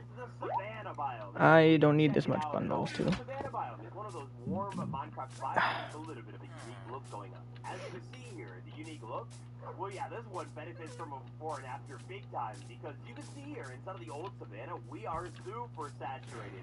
Very, very warm here. Like, everything feels saturated and warm. You put it best. Jump into Savannah now, and yeah, everything looks so much better. I want to take a break and go get vibrant visuals to set it. In your setting, with this new update, you might Better get y'all squiggly diggly out of here, bro. Ding. Your gamma, I love that they added a toggle here. I found that, in my opinion, personally, the best gamma is somewhere in the 80% range, but it's all up to personal preference. If I crank it all the way down here, I've actually discovered that you can kind of turn on the old graphics mode inside of the game still. Like, running around here, obviously everything looks really, really dark, but it also, while looking really dark, looks much more saturated. Like moving from the Savannah biome into the Plains biome, and it's super blue, kind of like how it was before. Moving from the Plains biome into the Desert biome, wait for it, and bam! Our warm desert, oh, baby, it's back! So, look, this is beautiful. I was already setting inside of the game. All I had to do was play with the gamma setting that is already inside of the game, and get the old limited biomes basically pretty much back. Inside of the desert biome, sliding over into the mesa biome. Yeah, our subtle change. Still here. Back into a savanna biome. Over into a river biome. You get the point. So that is beautiful news, and I'm sure is going to be a thing that doesn't really go away. Just turn your gamma all the way down, or further down, lower ahead, and it gets a little bit more saturated. If you turn it all the way up, hey, well, this looks really, really bad. It's like really washed out. Not critiquing it or anything like that. Like, this is literally what it's meant to do, the setting, but yeah, so don't play with it like this. Oh, I love the new look of the graphics, right? But still, one of the greatest casualties of all time is the swamp biome, like green intense fog, and it definitely is still here, right? But it's nothing like it used to look. It was way more intense. The sunrise inside of the swamp biome, though, is Very frame droppy. pretty beautiful. So, of course, the sunrise is only going to look even better. It's a 5-day biome with a lot of water, kind of like the swamp. As the sun begins to creep up into the sky, our green lighting is going to slowly get a little bit more green and intense. I like it. I mean, I don't have too much to say about it. It's nice. I like the light rays that you can see popping up because the fog is so now I can big sleep. inside of the swamp biome. But, like, it's nice, man. I miss the old green, right? And I'm not the only one, right? High noon, middle of the day here, the green haze. I mean, again, still prominent here, mainly because of the coloration of the sky, but way less popping than it used to be. Alright, I do want to cover this one up, though. I hate this one. I hate to look at this one really much. Sunset inside of the swamp biome, man, there's some kind of slabs here. It's really fire. This swamp biome that I was able to find is quite really big and open. This is how I imagine Florida or something like it. Dude, the sun gets so hot again. I love it in every single biome, and then it slowly starts to fade out and get more and more dark. Not too much green going on here, but man, God, it is pretty nice. Now, I could take a look at sunrise and sunset all day long, but you guys probably don't want to do that. So we're going to go ahead and move on. Besties, this is a quick reminder. Double check, make sure you're subscribed, and if you haven't yet, smash like. Leaving a like helps me out more than you would ever know, and subscribing, well, that'll help you out. You'll get a brand new video on the latest update, farm, tips, tricks, every single day of the week. New, middle of the day, the Pale Garden biome inside of the current release. So this is like the full release of Vibrant Visuals. I can't believe how did I go in? I'm so sad. I didn't even really think to dive very much. Come on, get out, get out, get out, get out. Come on. There. No, I don't want to kill the chicken. Here at noon for most of this here, as you can see, the fog here is pretty intense, but you can kind of... He's not going to get a watery grave, even though he deserves it. Rip, Mr. Chicken. It would be nighttime, but in the middle of the day, with a whole lot of... Rip. Jumping ahead. Moving on. The difference here is pretty much night and day. Oh, wow. Or at least to me, it's night and day, because the lighting... Bro here grew is up. much That's crazy. brighter. This is that new... Tiny horse. Inside of the Pale Garden biome, our fog is much brighter. Instead of a weird eclipse going on, it feels like we've actually moved into a biome that has this really dense fog. Florida fog fans from Drink time. loved that book, brother, and wow, man, I love how this new version of the Pale Garden looks. When I can find these little clearings here inside the Pale Garden, which totally should be generation features, by the way. I'm kind of obsessed with this ever since taking a look at old generation recently. But when I find these clearings and you can see the sky comes up, it looks really, really good. And then moving around down here on the ground, it feels like, yeah, an actual creepy forest with really heavy fog setting in. But you can tell clearly that it's the middle of the day still. I feel like the brightness here definitely gives the vibe of like, oh boy, if this is what it looks like in the daytime, I don't really want to find out what it looks like at the nighttime. So I'm gonna try and get into this biome and get out of here before anything happens.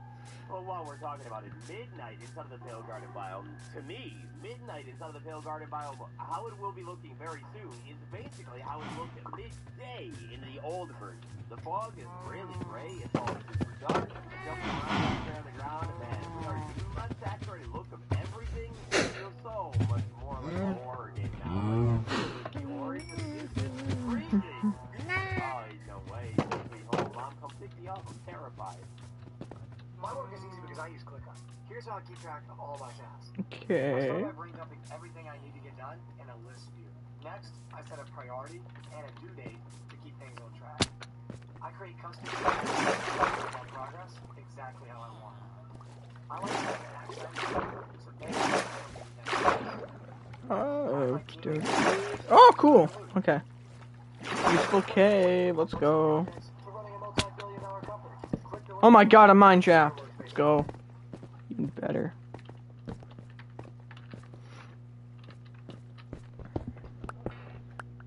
I don't know why I still have like half this stuff on me though. That's the thing. I should have like put it because that's where I mainly play, and way dude, before. I love the fog. It's so cool. Now moving from that foggy biome to a biome that's got a brand new look here. We didn't take enough of a look at it. The darkest oak forest biome that I could find in the entire land. Our sky, this is a new look of it. It's a little bit dark. At noon, middle of the day, inside the dark oak forest biome, our sky is really, really dark. Well, really dark, relatively speaking. The water here, on the other hand, is super clear. Moving around underneath the tree canopies, looking up at the sky, this zone, this is a great one. Sunrise inside of the dark oak forest biome. Alright, look, I don't want to oversell it too much here, but it's beautiful, right? It's quite nice. I like how the sky looks. It's getting it bright. You got the peak, the haze, all of it's nice. But again, compared to some of the other sunrises that I was seeing, Cough Desert, I mean, I don't know. I guess I saw a different one and I got attached to it. I fully love it. This is nice. It's kind of cool how at certain points in the sunrise inside of the dark oak forest biome, it kind of gets a little bit paled and washed out, almost like its sister biome, the Pale Garden. Sunset, on the other hand, is on the dark oak forest biome. It's like a little bit more beautiful. I love the reflections. The sun, I mean, we're not going to see it as much here because we've got a big hill, but it's going to dip down and be even more intense. And it feels really, really hazy, foggy inside of the dark oak. Hey, zombie. Sunsets, of course, not only look good from up on top of things, but down low, the yellow fog that happens here inside of the dark I oak forest probably biome, should when honestly get it looks really, really nice. zombie spawner. Oh, wait, so our overworld biome Let's go. There should be a zombie spawner nearby. Watch that. Whoa, whoa, whoa, whoa, what the heck happened to this tree here? There's a zombie spawner nearby. You got a favorite There has to be. biome It's like setting? Tell me about it down below. If you'd like to see even I'm more not- exploring of the world, I'm not maybe crazy. other They're in the walls. you'd like to see, let me know. Thanks for watching, everybody. This has been me, Waddle. Any part of the video description are all of my links. Thanks for following on the Instagram, and I'll see you tomorrow. Told you I wasn't crazy. They are in the walls.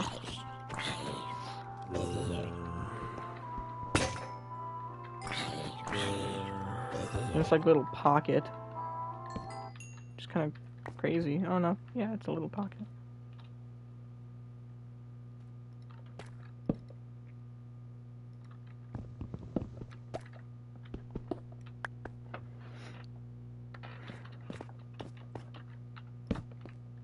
Earlier, bad weather has caused an 18-hour power outage.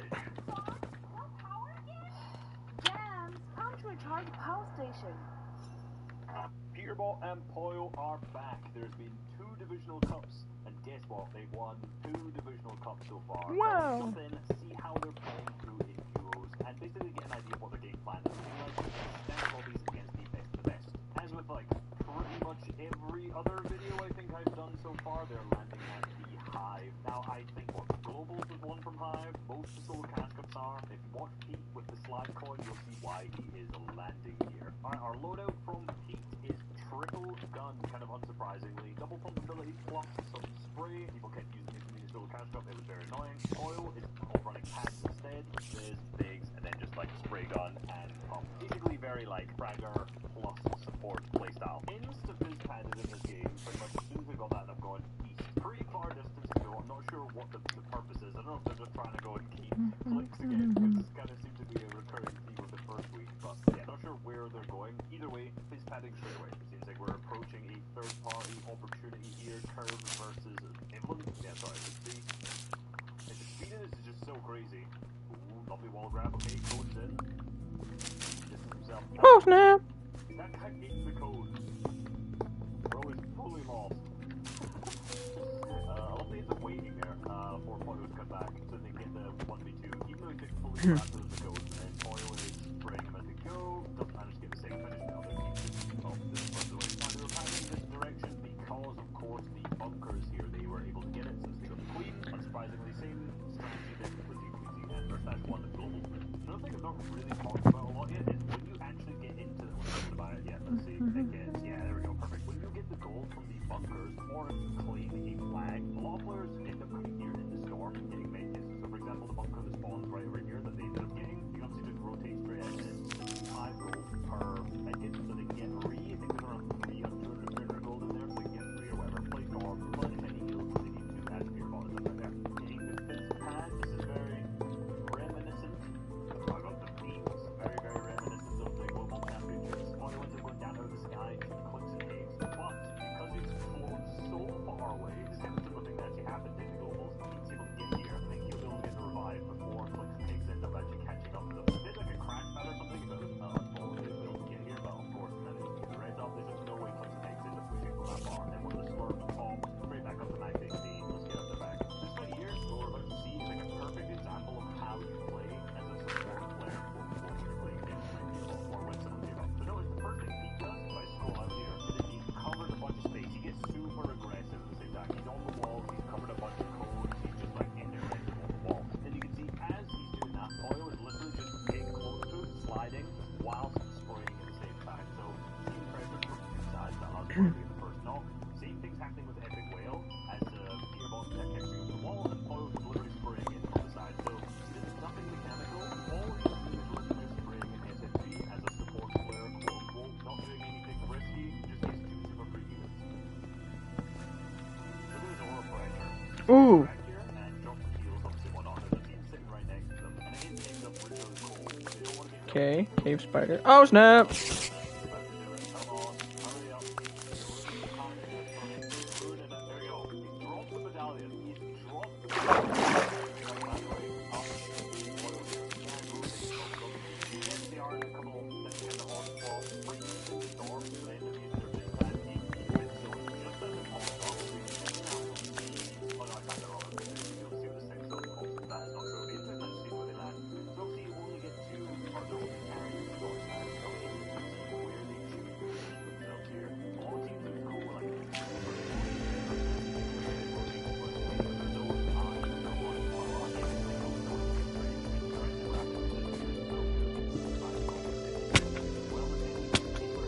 Okay.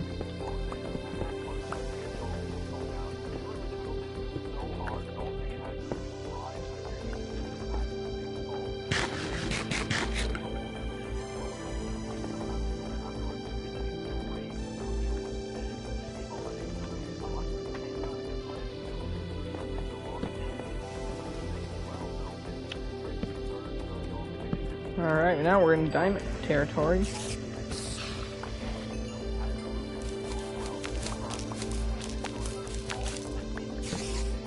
Oh snap! Ow!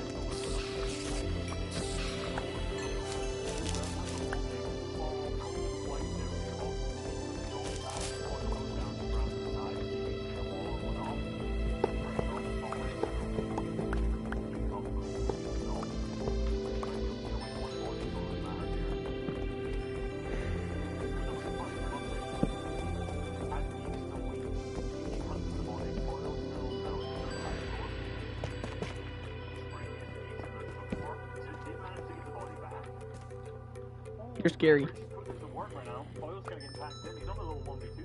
Fizz comes out, heals both of them up. They both completely got a big call left. Great job from Ritual getting up and away. And then they manage to get the body. Ramp in.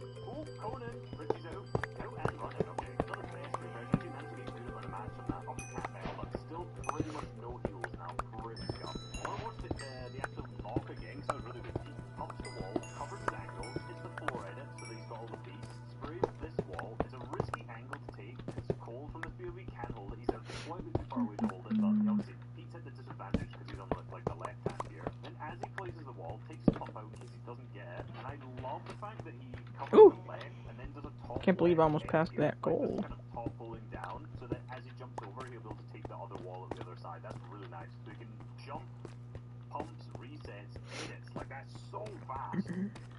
Minimum.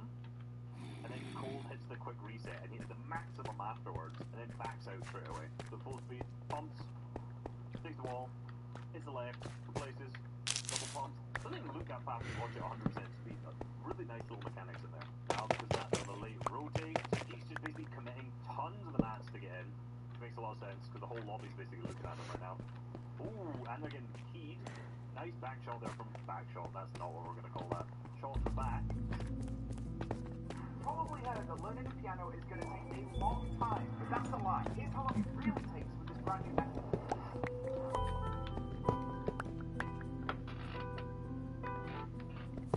There you go. Good knock. I don't think it's a finish on that though. Yeah, they do. Okay, but they do really get nothing. Again, they still have like no heals left. So scuffed the entire game. The refreshers are getting nothing. Now they're going for another solo eulogy. Who's left behind? Okay, name tag, some coal glow berries I will take. They spotted him. Detector rails, yeah. Activator rail, yeah. Out. I don't want to put any of Oh, yeah, that. just the kills like that. Okay. And yeah, nothing refresh. So 6 elims and like no loot to their name. Like they've got relatively good maps. Like he's still 1.2 builds, but basically just like minis for the rest of the game. So this is the issue with these dark obviously super hard, right? So Pete does a good attempt here. Right? They have this one wall, isn't able to get it. Poyo's on that angle though, so he switches angles here, which is really nice. Poyo's pressuring the one wall there, whereas he's hitting the right hand of this one, creating a lot of space to work with. Before he grabs that wall, he is overextending in, and now that ramp is placed on top of him, which means that the other player can come from the side and he gets cracked again. Now again, they're trying to keep for heals, but if it goes wrong, the top of his Oh, snap. well, you've got less health left because you've been attacked before. They have minis and shoot so it should still be able to get up to 150, so it's not worse. But now they have a max distance speed, so rotate as well. Iron Train a catwalk, so they're going to use one of their launch pads there too. Now, I don't know if they got another one refreshed or not, but they have one before, as I mentioned, they've already seen. The setup here is going to be the same pad. Now, if you know this setup, the seeing this setup isn't really good. So rather than launch padding straight up, I put in a floor above you, and in this scenario, by missing before you do this, we will just see here, you can punch home across. Now this zone's a little bit straight, so let's just get into it. They go diagonal, Poyo ends up missing. Yep, and he hits tree. He seems to have gone all the way across. Let's see how he does it. Unfortunately, this rotation is done with the 5 Disney left to get from out there, so very, very planned to use this one last to rotate. So he was able to go here, slide all the way through. Now he has the slide coin, which makes this even better, of course. And he did a great rotation. So let's see how Poyo ends up getting back from their stuff to be stuck with the backside. He does another long pad. Just does a short pad generally, really nice. So just from under a cone, short pad doesn't go too high into the sky. Even if he kind of lands at any point if he needs to, he's straight back, only takes like 10 damage or something, and then they're straight fighting another player. Here's another example, they're going for like a fight in the backside of storm, and look what Poyo does. Similar to before, he's literally just spraying. That's it. Just got his SMG, he's doing all this stuff on the wall, he's taking the wall, he's editing. Poyo is literally aiming and spraying the entire time, which says he to get that heal, and they actually managed to get heal. Sweet.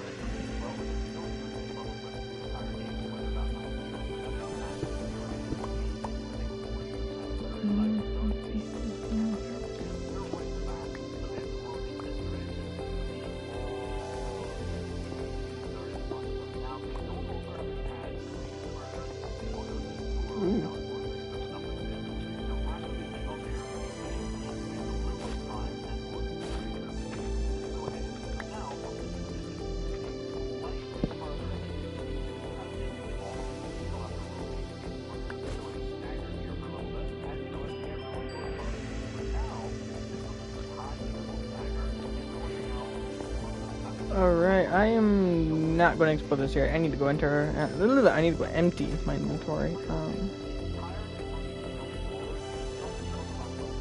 Gotta go this way. This way. I do not want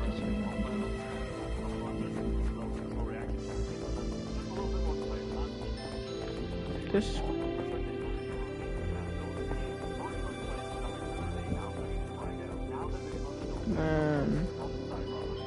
This way.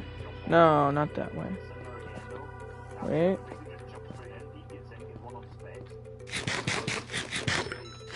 I don't know, I'm lost already.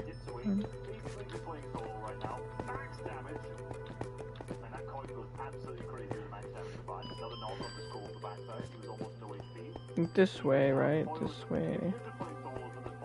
Possibly, no.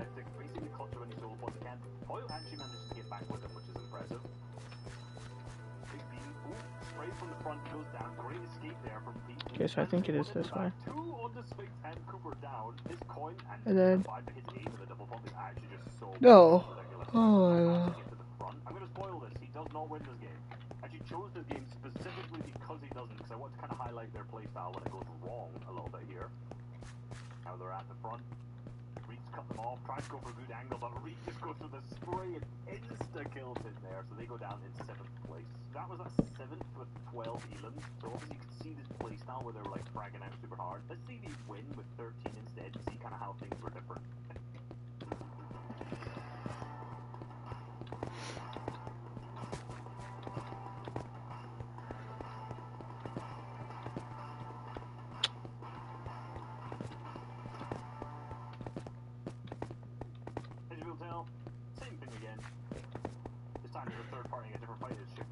Come on. Gets straight in, ends the kill onto Wagner. Luke's looking a lot better in this game now that they're actually stacked. They're not also playing through Storm. Full just W-keying anyone near them. Boom. Bangs from Pete are crazy. What's the surprise? As Pete's going crazy, Water. on the wall, spraying from a distance. Who would have thought? Full like 10 by 10, he's claimed a bunch of space. Gets back. Okay, anyways.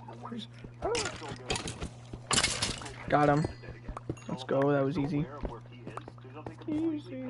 So he's going around this side, drop on the wall here. It's a little risky not to cover like the right side, but I guess he sees the footsteps, he has the two players in front of him. Also here, you see he's taking this wall, but you see there's like a ramp inside from this angle, so he switches up. I need to empty my inventory, but I really want to find diamonds. Lines up the shot, bang! Sonetto dead with a max, and instantly jumps up, which is good too, because obviously this wall's weak, and there's also like a bit of extremity. You see that player, the footsteps walking towards him here, the other player, jumps down. Also, the way he fell here actually creates such a nice right-hand piece from this, because if you're like actually inside this box, like if the other player had run out here onto him, you know, he still ends up hugging behind him nicely, maybe if unless he'd run out like fully on this aisle, he's still actually got quite a good peek there, so really nice of him to drop down there. Switches, wall gets broken with Pete shooting in the back anyway. Oh my god, diamonds! Let's go. So that not connect, we hit the knock however. Either way, they've got such a good pinch on them. Lovely. Genuinely, these guys are literally just WPing. Like, One. okay. Oh, Yeah, just one, that's fine. Still something. Sorry, mate. These guys are so Redstone. good. I want to watch this fight first from Pete's perspective, purely because it's just flashy. Obviously, it's still Pete. And then I want to watch it from Poyo's perspective, because I've already done that. And there's a lot of really nice, cool little things, so he just drops onto Hound. So if you watch Pete's POV here, he's obviously just flying around with like some insane pressure. Basically, he's just, no, I'm not going to say that's not what he's doing, but the movement that he has, and the speed he has because of the medallion, allows him such crazy pressure, right? And you can see this fight ends, they've already got one heal in, he basically just jumps in and they get a second. So it looks really messy, and I'm sure low players, like if you're not a pro player, you watch Pete's POV and you're like, what's even going on here? Like, how do I replicate that? Most of you are closer to a Poyo, you ain't him. But I'll show you how that fight is different from Pete's POV instead. Very, very differently from that. You see Poyo, similar to before, is getting on the angles, getting on the other side, similarly just creating a full pinch. Now he's trying to get to an opposite side from where Pete is. Now, as we just opened the full pinch, that was good. So, you can see Pete is on the left, pressuring from this wall. So, he instinctively just takes the doubles from this side to block off any exits that they're at. So, his first instinct is to take a pinch, not jump straight in, doesn't get anything there, goes from the other side. So, Pete is at this side doing a bunch of crazy stuff, and all Poyo needs to do then is just get to the other side, and then he opens the fight then with that big pump. So, we saw Pete end up knocking that other player because Poyo had ended up weakening, which happened right there.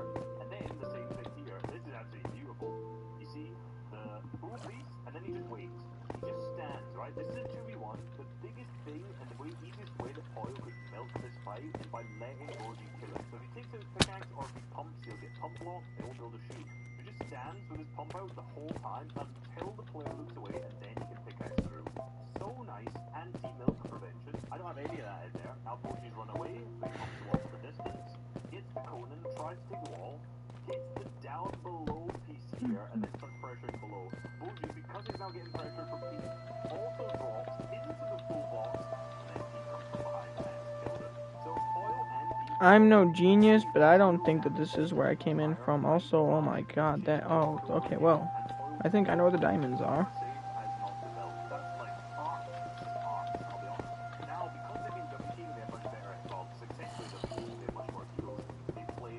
Get away from me! Oh.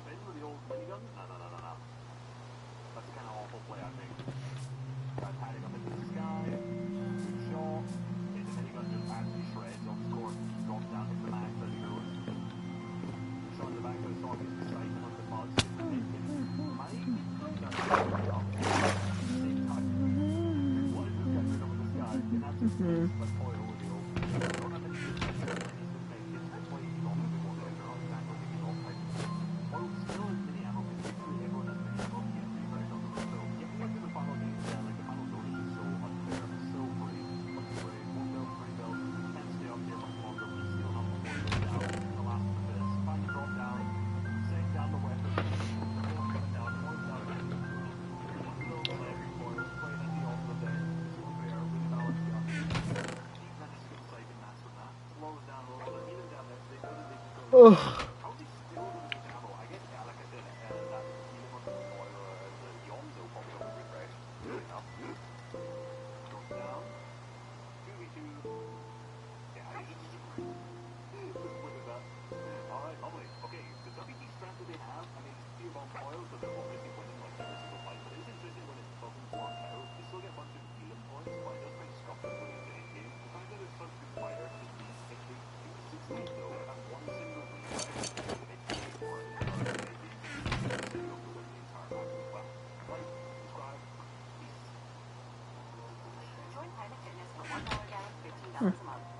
Oh wait, okay, so I think it's nighttime right now. I just saw the thing. I'm doing the work. Fortnite is finally fixing Storm Surge training. They are now completely reworking how Storm Surge works. That's cool. I'm really concerned about it, and a lot of people are very explaining how Storm Surge works, whether I think it's going to be good for the game, and how violent Storm Surge is. I want to add Epic Game. I also want to talk about how the duos, both of the market have officially split up. Why we going to think this is that with a duo? We also had some really big things missing out on violence this week on EU. No Venom Kino, no Vegas Lizzie, no Pablo Noxy. We understand some of these biggest things. Pablo. We're going to talk about why this is and what it means. It's a crazy video. So let's talk about it. Let's jump into it. Let's talk about Storm Surge now. I'm not kidding. This is potentially one of, if not the biggest changes Fortnite has ever made to content. Changing how Storm Surge works will impact the game more than basically anything else they could possibly use. This is a huge deal. And I want to start off by saying I'm happy Fortnite is trying to fix it. Surge training is terrible for the game. We all hate it. It has become extremely boring, terrible. It promotes teaming. It is just not good for the game. So I like that Fortnite is trying to fix it. I'm fully on board with that. While I don't think this new Storm Surge is going to be particularly good for the game, I'm still glad they're testing it. I want to go through exactly how the new Storm Surge works and give my thoughts on why I don't think it's going to be necessarily good for the game. So let's see. So they tweeted out, we're testing an update to Storm Surge. It will change from total damage dealt to net damage. Damage dealt minus damage taken. In the performance eval cups from October 2nd. Oh, so like the way the Fantastic. We're using the eval cups to actually evaluate a big change. So it's not affecting the Divisional Cup this week, it's not affecting the Solo Cash Cup, it's only affecting the Eval Cup. So right now, I think Fortnite is cooking. I'm very, very happy with them addressing Storm Surge. I'm happy with them doing the Eval Cup. But how does this new Storm Surge actually work? You go on to explain in the tweet, for clarification, the only damage that counts is damage dealt / taken between players who aren't down. Players' net damage will count through the entire game, even after being eliminated or rebooted. So, before I explain the new surge, let's explain the old surge, how it currently works.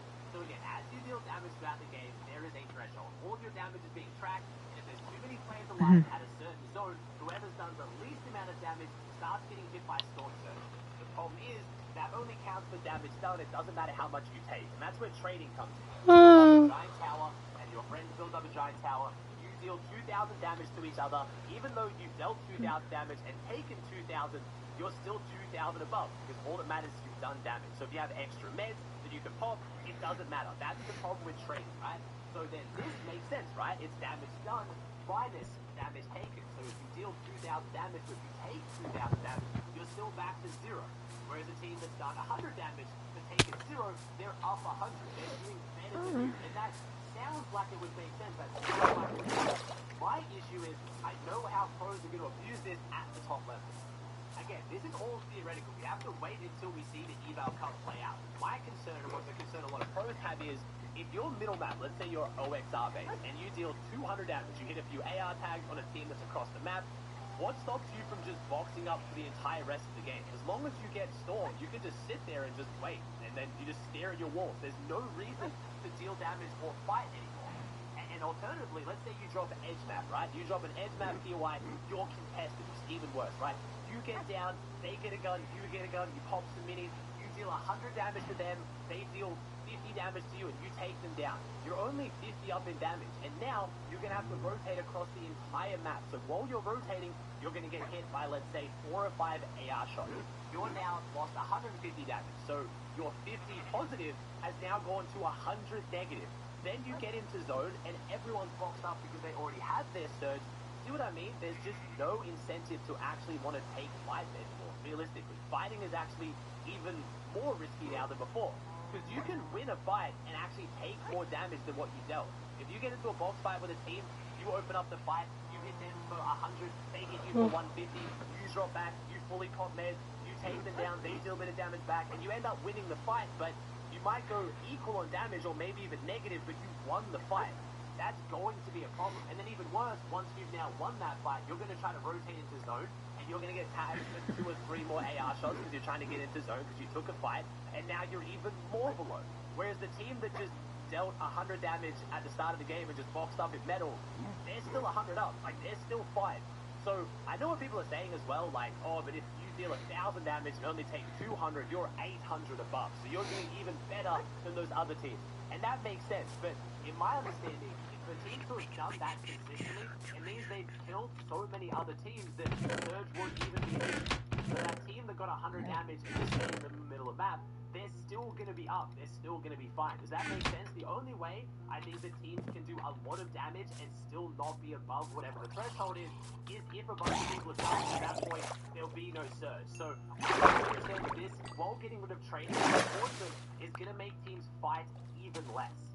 It also means while you're fighting, you're going to play so much safer. Everyone's going to be sitting in boxes, taking perfect right-hand peeks. You're going to be a lot more scared to jump in and take down a player, because if you jump in and you 200 pump them, but they hit you for 180, you're only 20 damage up. And maybe you needed 150 damage in that fight to be above. So the logic that, oh, this is going to make teams fight because, you know, when they're below, they're going to key those teams in the metal boxes.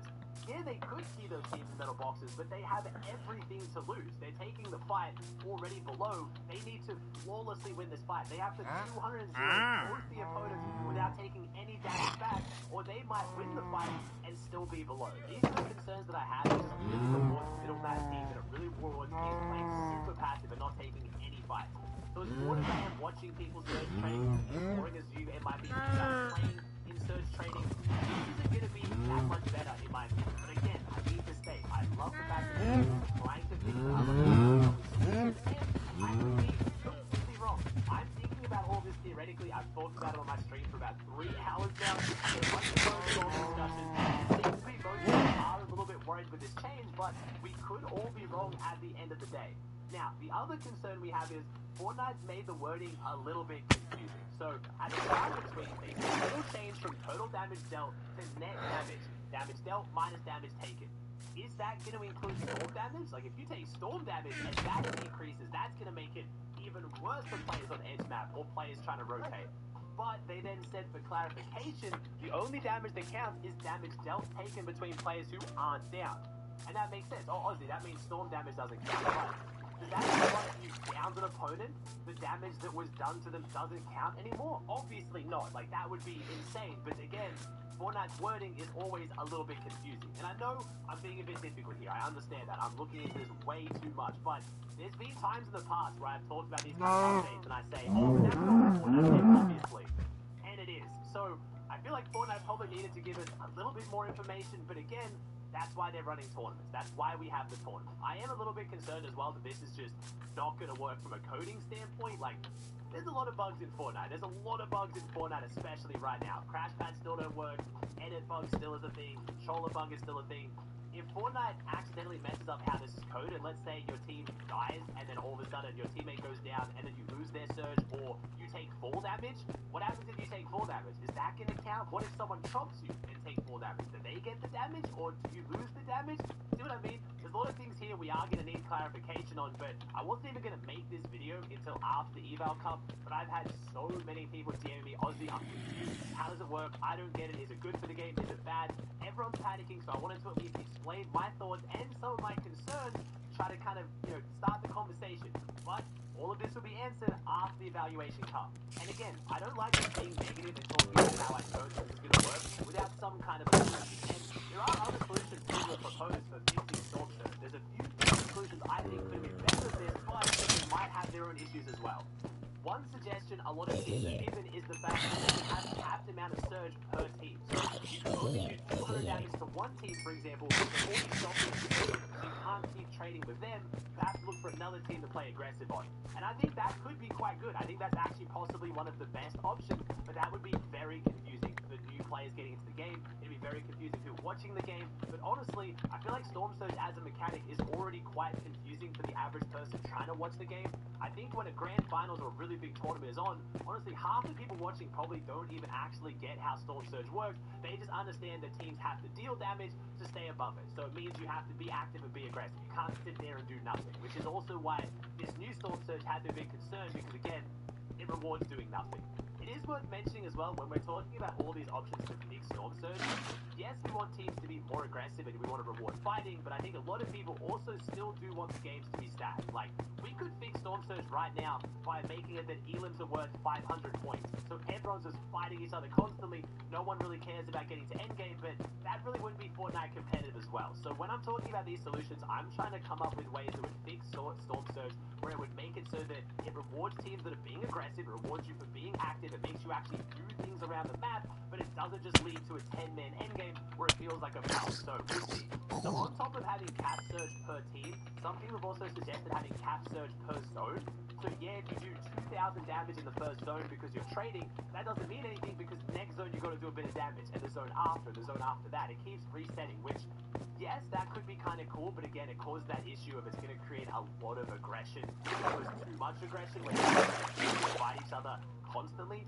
Some people have suggested you should only get Storm Surge on eliminations and knocks, but again, that means for 50 teams, if there's 50 teams, duos, let's say 50 players, if you've got 50 players to...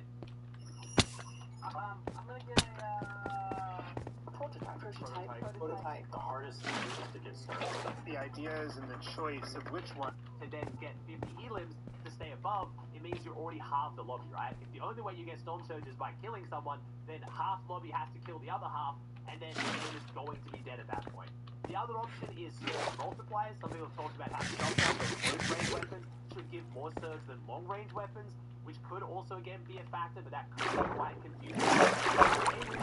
Not doing a lot of other stuff is I feel like it would actually be very difficult to do all of this and work properly without bugs and glitches. I think that that is one of the main reasons why Fortnite's gone with the damage dealt minus damage taken option, because it's a lot simpler to explain, it's a lot simpler to understand, and it seems like it's a lot simpler to actually implement into the game properly.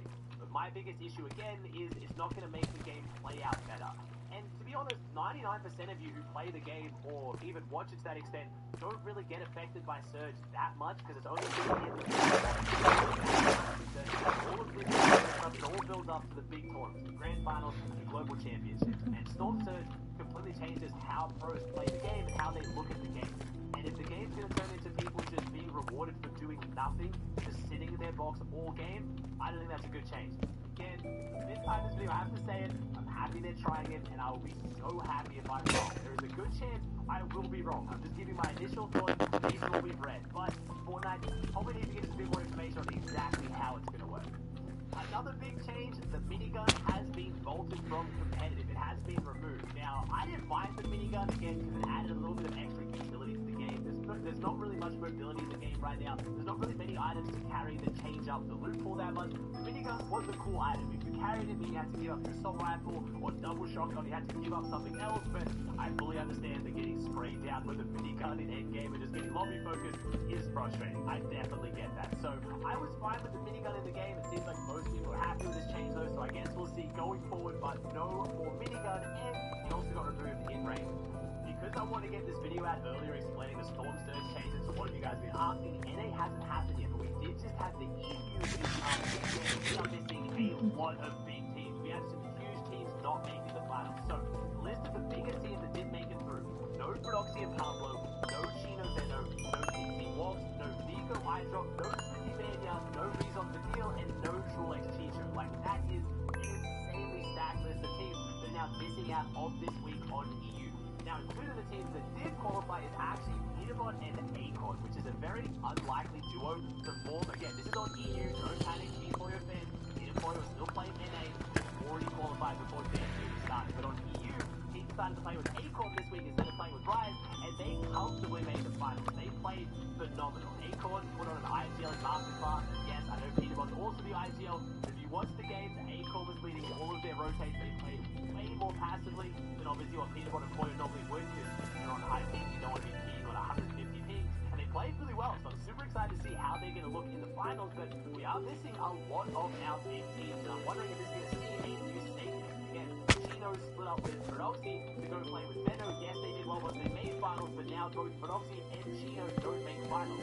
Prodoxy and Pablo, unfortunately, is not having the same success that Prodoxy and Chino were, but I have to see, no one said anything yet about the double finding new teammates, except for Mongrel and Marco. Marco and Mongrel have officially split up. The first time they played together, vibes were amazing, everything was looking good, everything was happy, but unfortunately, they've gone downhill a little bit. If you watch any Mongrel streams from this week's Dimcast, you saw it come, that team was never going to last, and Mongrel yet again looking through and the one step closer against the Savage and Mongrel. Say that, again, I'm going to you guys talked about how Shark is that he would play with the Savage after reading critical and then he didn't do well. The Savage fans, he and Shark did really well. They're now qualified for the final getting top 10 in the most of the finals. It doesn't mean they'll do well in the finals. He and Shark did well in the finals. I want a music disc, come on.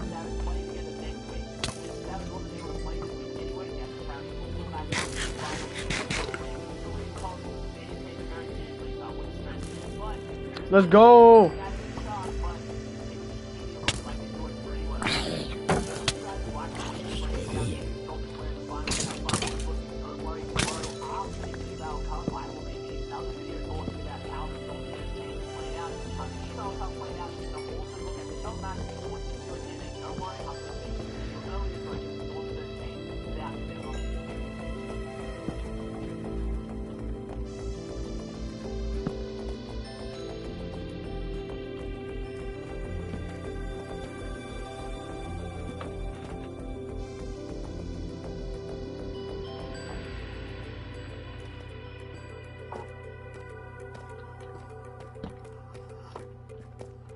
you shouldn't buy just one Mazzano 9.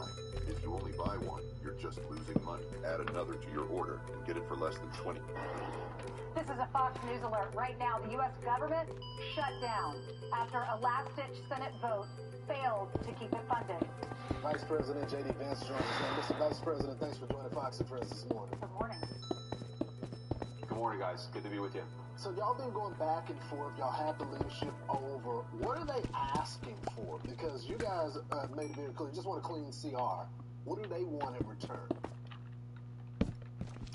Yeah, so Lawrence, I want to answer that, but let's step back for a second because I think it's important for the American people to realize that the far-left faction of Senate Democrats shut down the government because we wouldn't give them hundreds of billions of dollars for health care benefits for illegal aliens.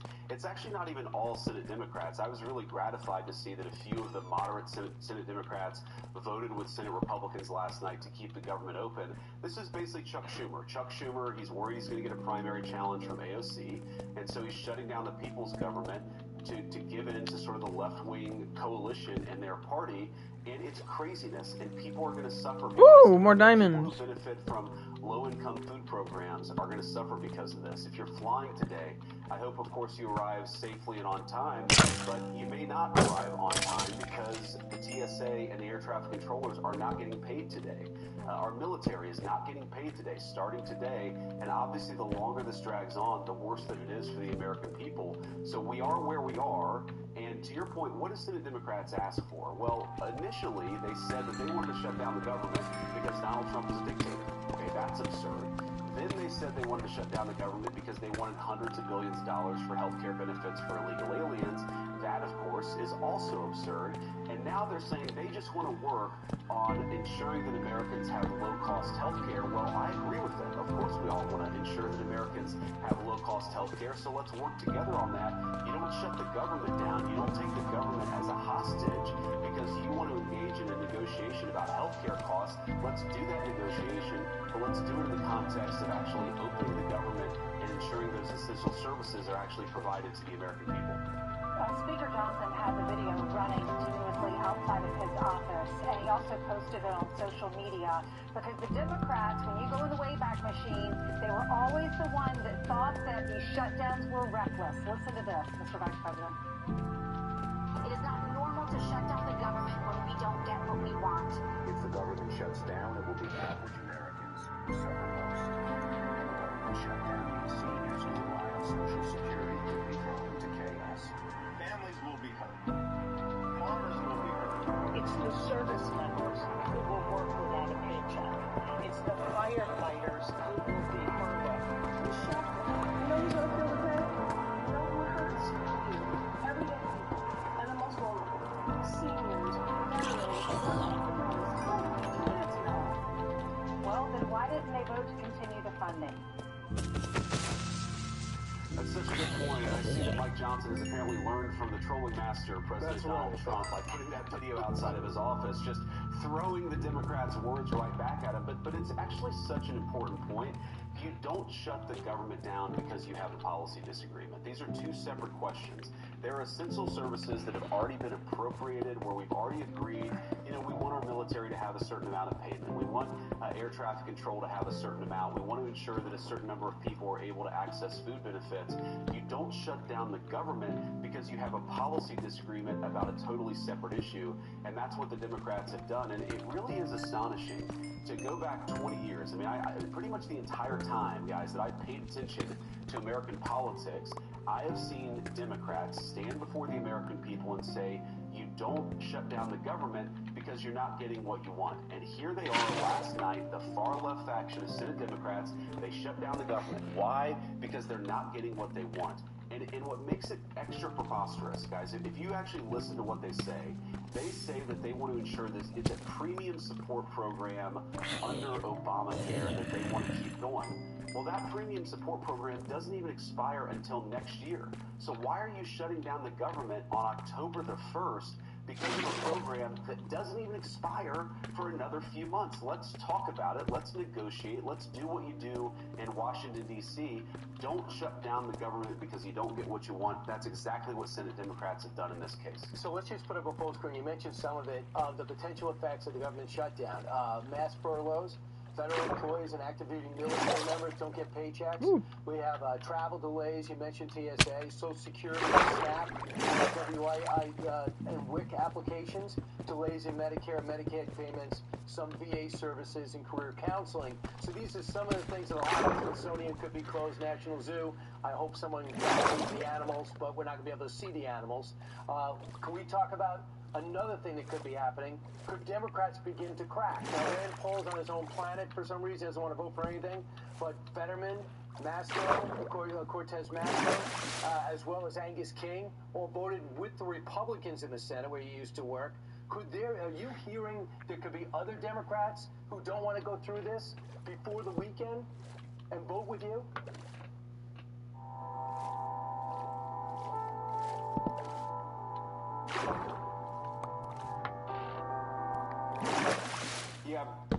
Yeah, Brian, I think that there will be. And if you look, frankly, when I talked to the president and our legislative team yesterday afternoon, I thought we would get 53, 54 votes. We got 55 votes because, again, that moderate faction of the Senate Democrats recognizes this is just an unreasonable position. You're not going to shut down the government because you disagree about a funding program that doesn't even expire for another few months. So I think what's going to happen is that as the political pressure builds and as we continue to have these negotiations, you're going to see more and more Democrats come to the side of reason and reopen the government. But look, I'd offer right now to the Senate Democrats, I'm happy. I will go to the Capitol right now to talk to Chuck Schumer and Senate Democrats about premium support for the Affordable Care Act, but only after they've reopened the government. You can't reward this exercise in hostage taking, which is what we would be doing if we allowed the government opening to be conditional on the Democrats' policy disagreements. So we're going to negotiate with them. We, of course, want to lower healthcare costs for the American people. Look, we came in, we inherited this economy from the Biden administration. We know that healthcare costs were way too high under the Biden administration. By the way, it's one of the reasons why the president announced yesterday that we're lowering prescription drug costs for all Americans by forcing Europeans and other countries to pay their fair share so that Americans can pay lower costs. So we obviously care a lot about lowering healthcare costs for Americans, but we're not going to engage in negotiation with hostage takers, which is exactly what the Democrats have done. Now, I think, Brian, it was you who listed off some of the problems that come along with the shutdown. Let me add another one. This is October. We are entering hurricane season all across the southeastern part of our country. Flood insurance for a lot of the people who are suffering from hurricanes or could suffer from hurricanes is going to disappear because the government is shut down. Let's reopen the government. Let's fix some of the core issues that exist for our country, and then let's negotiate about the Democrats' healthcare policy ideas, which we're happy to do, but only when the government is open. Well, Mr. Vice President, one of the lies that continues to be told is that they're not giving funding to illegals' health care. Can you explain to our audience why that's not true? Yeah, so this is a Democrat talking point. They say we're not actually trying to give health care benefits to illegal aliens, and here's why it's not true.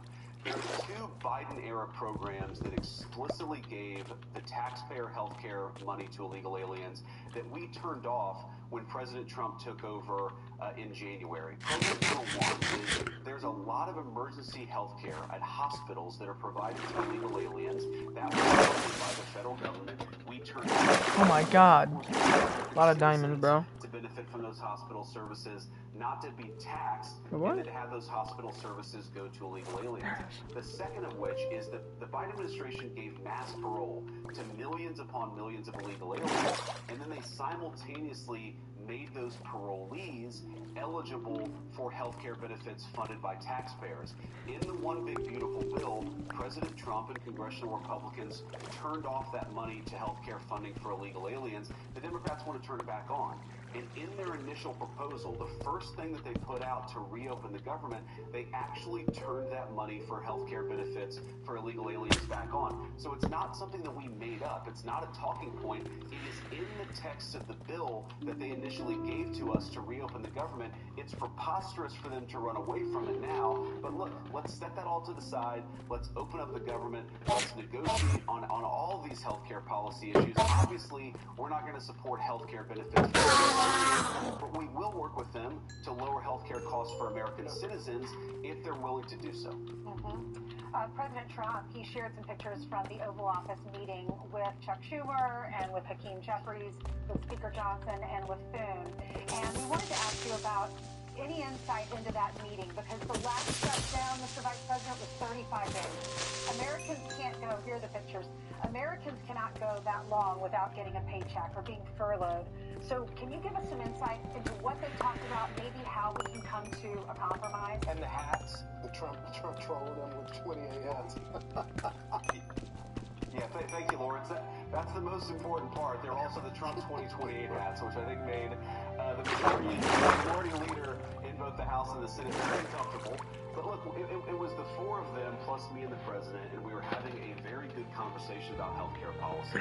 But the president finally sort of threw up his hands and said, guys, let's absolutely work on this healthcare policy disagreement. We want to fix this issue for the American people, but we're not going to be taken hostage. We're not going to shut down the government and then give you everything that you want. Let's negotiate, but we're not going to reward this behavior. You have to remember, their first proposal about a week ago was to give a bunch of healthcare money to illegal aliens, and then they came back to us and said, okay, no, we don't have to do that. Let's do this other thing. You don't do a negotiation like that. You don't take the American economy hostage and then tell the President of the United States, give us everything that we want or we're going to shut down the people's government. It's ridiculous. And look, we had, again, a good conversation, but a conversation where I think they still refuse to acknowledge that their negotiating tactic was unreasonable. That if you take Hakeem Jeffries' words or you take Chuck Schumer's words, what they have said for literally, in Chuck Schumer's case, decades, is that you don't shut the government down over a policy disagreement. Now that's exactly what they've done. Let's get back to rationality, open up the government, and then we can sit down and talk. All right, you've talked to us enough. Your team says you have to go, and you have to listen to your team. Mr. Vice President, thanks so much for your time. And thank you for your beautiful message at Charlie's memorial service. Millions of people watched that. It was beautiful. We're sorry for your loss, and he was your good friend. Thank you. He was a very good guy, a very tragic thing for our country, but we appreciate you guys. It's good to see you. Thank you. Thank you, sir. Appreciate it. I'm Steve Doocy. I'm Brian Kilmer.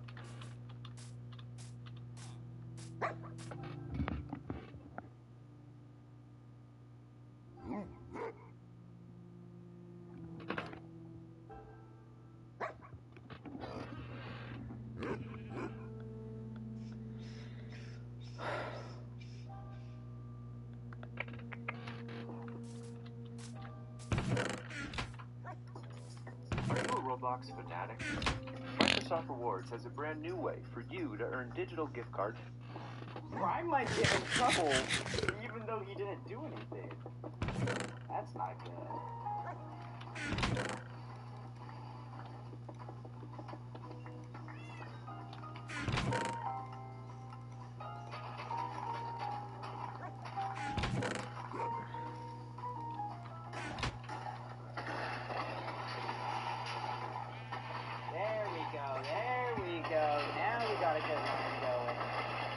Now it doesn't look like an X-ray tunnel anymore. Now it just looks like, honestly, I don't know what it looks like anymore. This is mine. This is you. Yeah, this was me. Are you trying to upstage me here? Absolutely. Absolutely.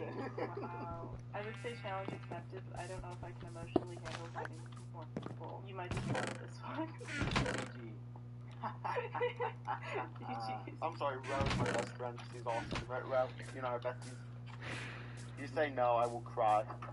Good job. But yeah, I will audibly cry into my mic right now if you had said no. I'm boosting you. Wait. I'm gonna say Row. Why, Row? Why? Okay.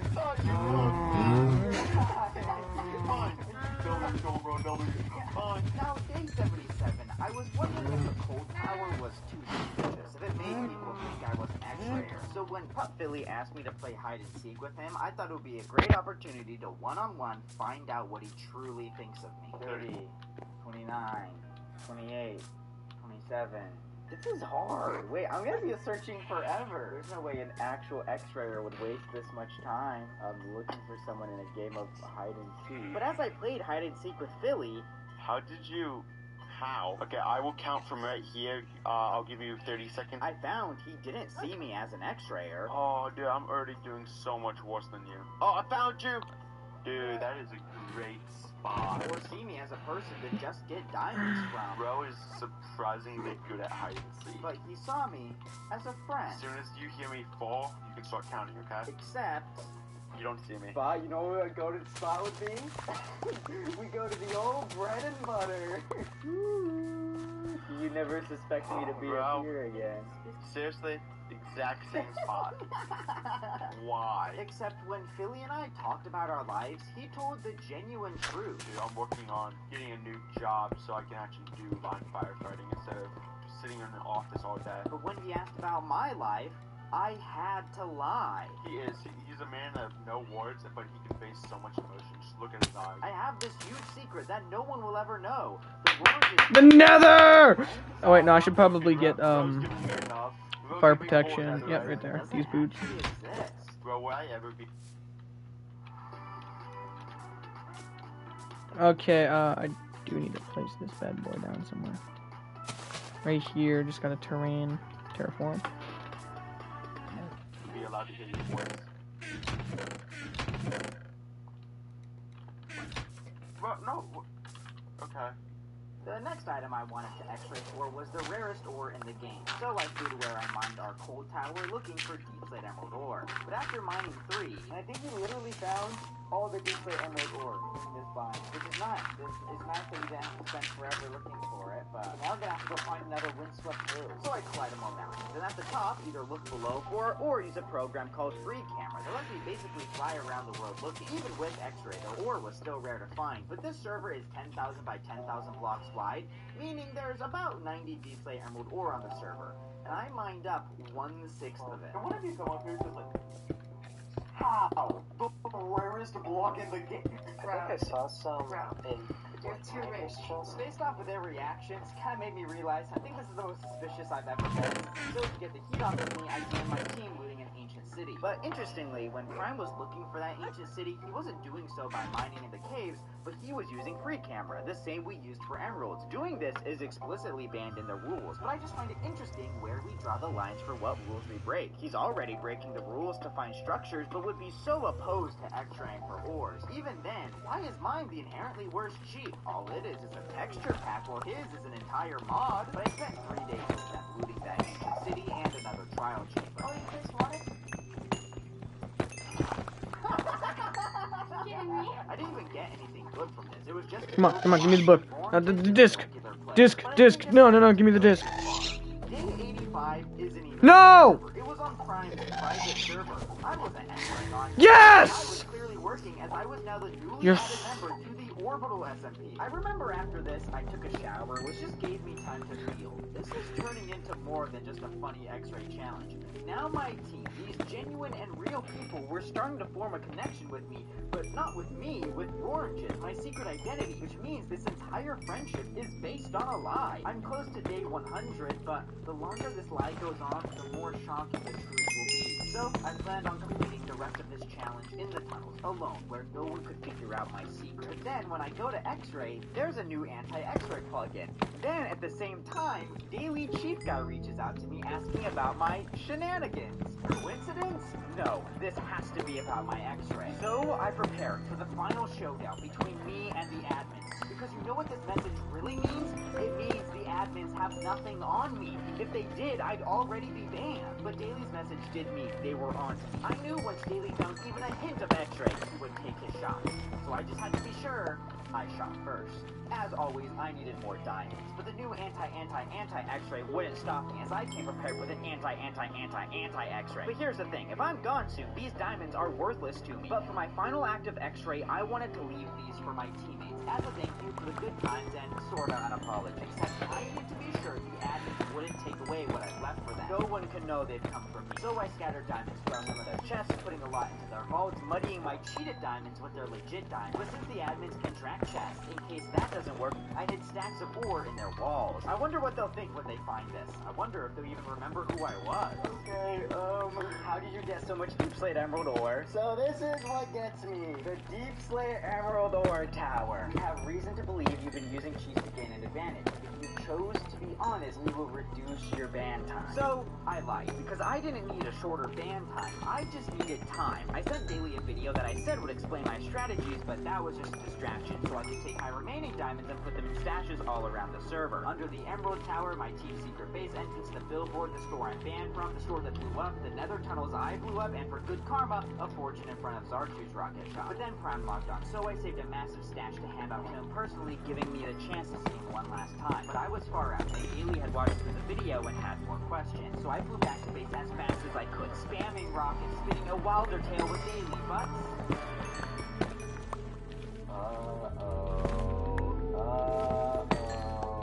Well, this is new. Every time I've gotten banned in the past, it's been because, like, I've been crazily admitting to it. This is, I think, the first time I've been actively banned. This was it. After 3 fun videos, my X-ray antics finally caught up.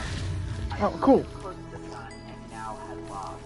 Ain't no way. Oh my god, I think I didn't directly hit him. So, I logged on with my main account, Jared, a seemingly new player to the server. Now, oranges might be banned, but remember, I shot first, because I then looted every single stash I hid and spawned, bought a maxed out pickaxe, and dug back into my tunnels as the richest player on the server!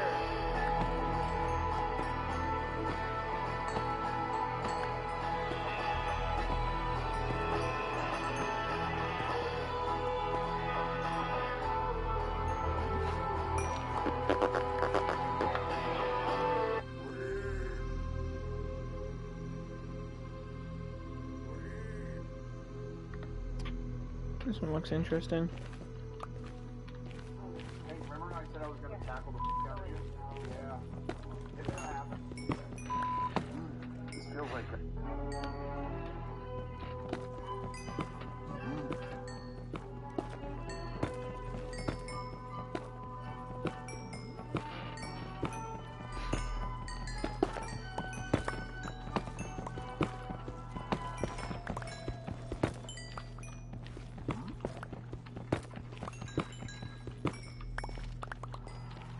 Gosh dang it, Mojang! Alright, fine. I've seen your stupid little comments. Yeah, I don't mind those ones. 4,500 armor trims would be enough. But no! You don't want me to live. You'll never be satisfied. And after, I don't know, how many hours of my life I've wasted on this pointless nonsense? Is that floating ancient debris? Oh no, that's just another eye. More. Well, I guess since now my entire existence has now become an endless cycle of gathering pointless trinkets, here we go again to get another 450 armor trims to the pile. So, here's the deal. All I know is that to find any resin stuff, I have to wander into some spooky forest that is somehow paler than my own skin, try not to get killed by some creepy tree guy who's stalking me, run around aimlessly until I eventually find whatever this resin crap is, collect a whole bunch of it, bring it back to the temple, rearrange everything to fit the new row of armor trims, spend countless hours mining 3,000 diamonds in the mine, all so that we can finally have an orange-colored armor trim. Really needed that orange armor trim, right? Don't have that yet. Okay, to the creepy forest. Ooh. Okay, so apparently this... Oh, I got an achievement. This is what the new biome looks like. It's very gray, gloomy sort of vibe. Or maybe it's just nighttime. Hold on. Is it nighttime? Wait, did this guy just... What is going on? Oh, it changes! That's, Huh, interesting. I need to get my bed out so I can play real quick, and take a look at this important stuff. So, ooh, okay. I don't even have an axe. This is woefully unprepared. Sure, a Fortune 3 axe. I'm sure that'll be useful. Can you imagine if this wood could get Fortune? Whoa. Is that the moss doing that, or grass doing that? It's the moss! Okay, I've immediately destroyed this biome. Go me. I don't know if it has much else to offer. It has a flower. Closed eye blossom. Yeah, I don't know. I don't really see anything more to we get the pink guy. And my mob switch might be interfering with it. I might have to do some research quick, and I might have to turn off my mob switch. I keep hearing like these eerie like tree cracking noises, and I don't know what they are. Like, is it just did Minecraft add like more immersive sounds to biomes? Is that? Because I swear, like what? If you have more immersive sounds, or something is making that sound. Yeah, I'm really not seeing anything.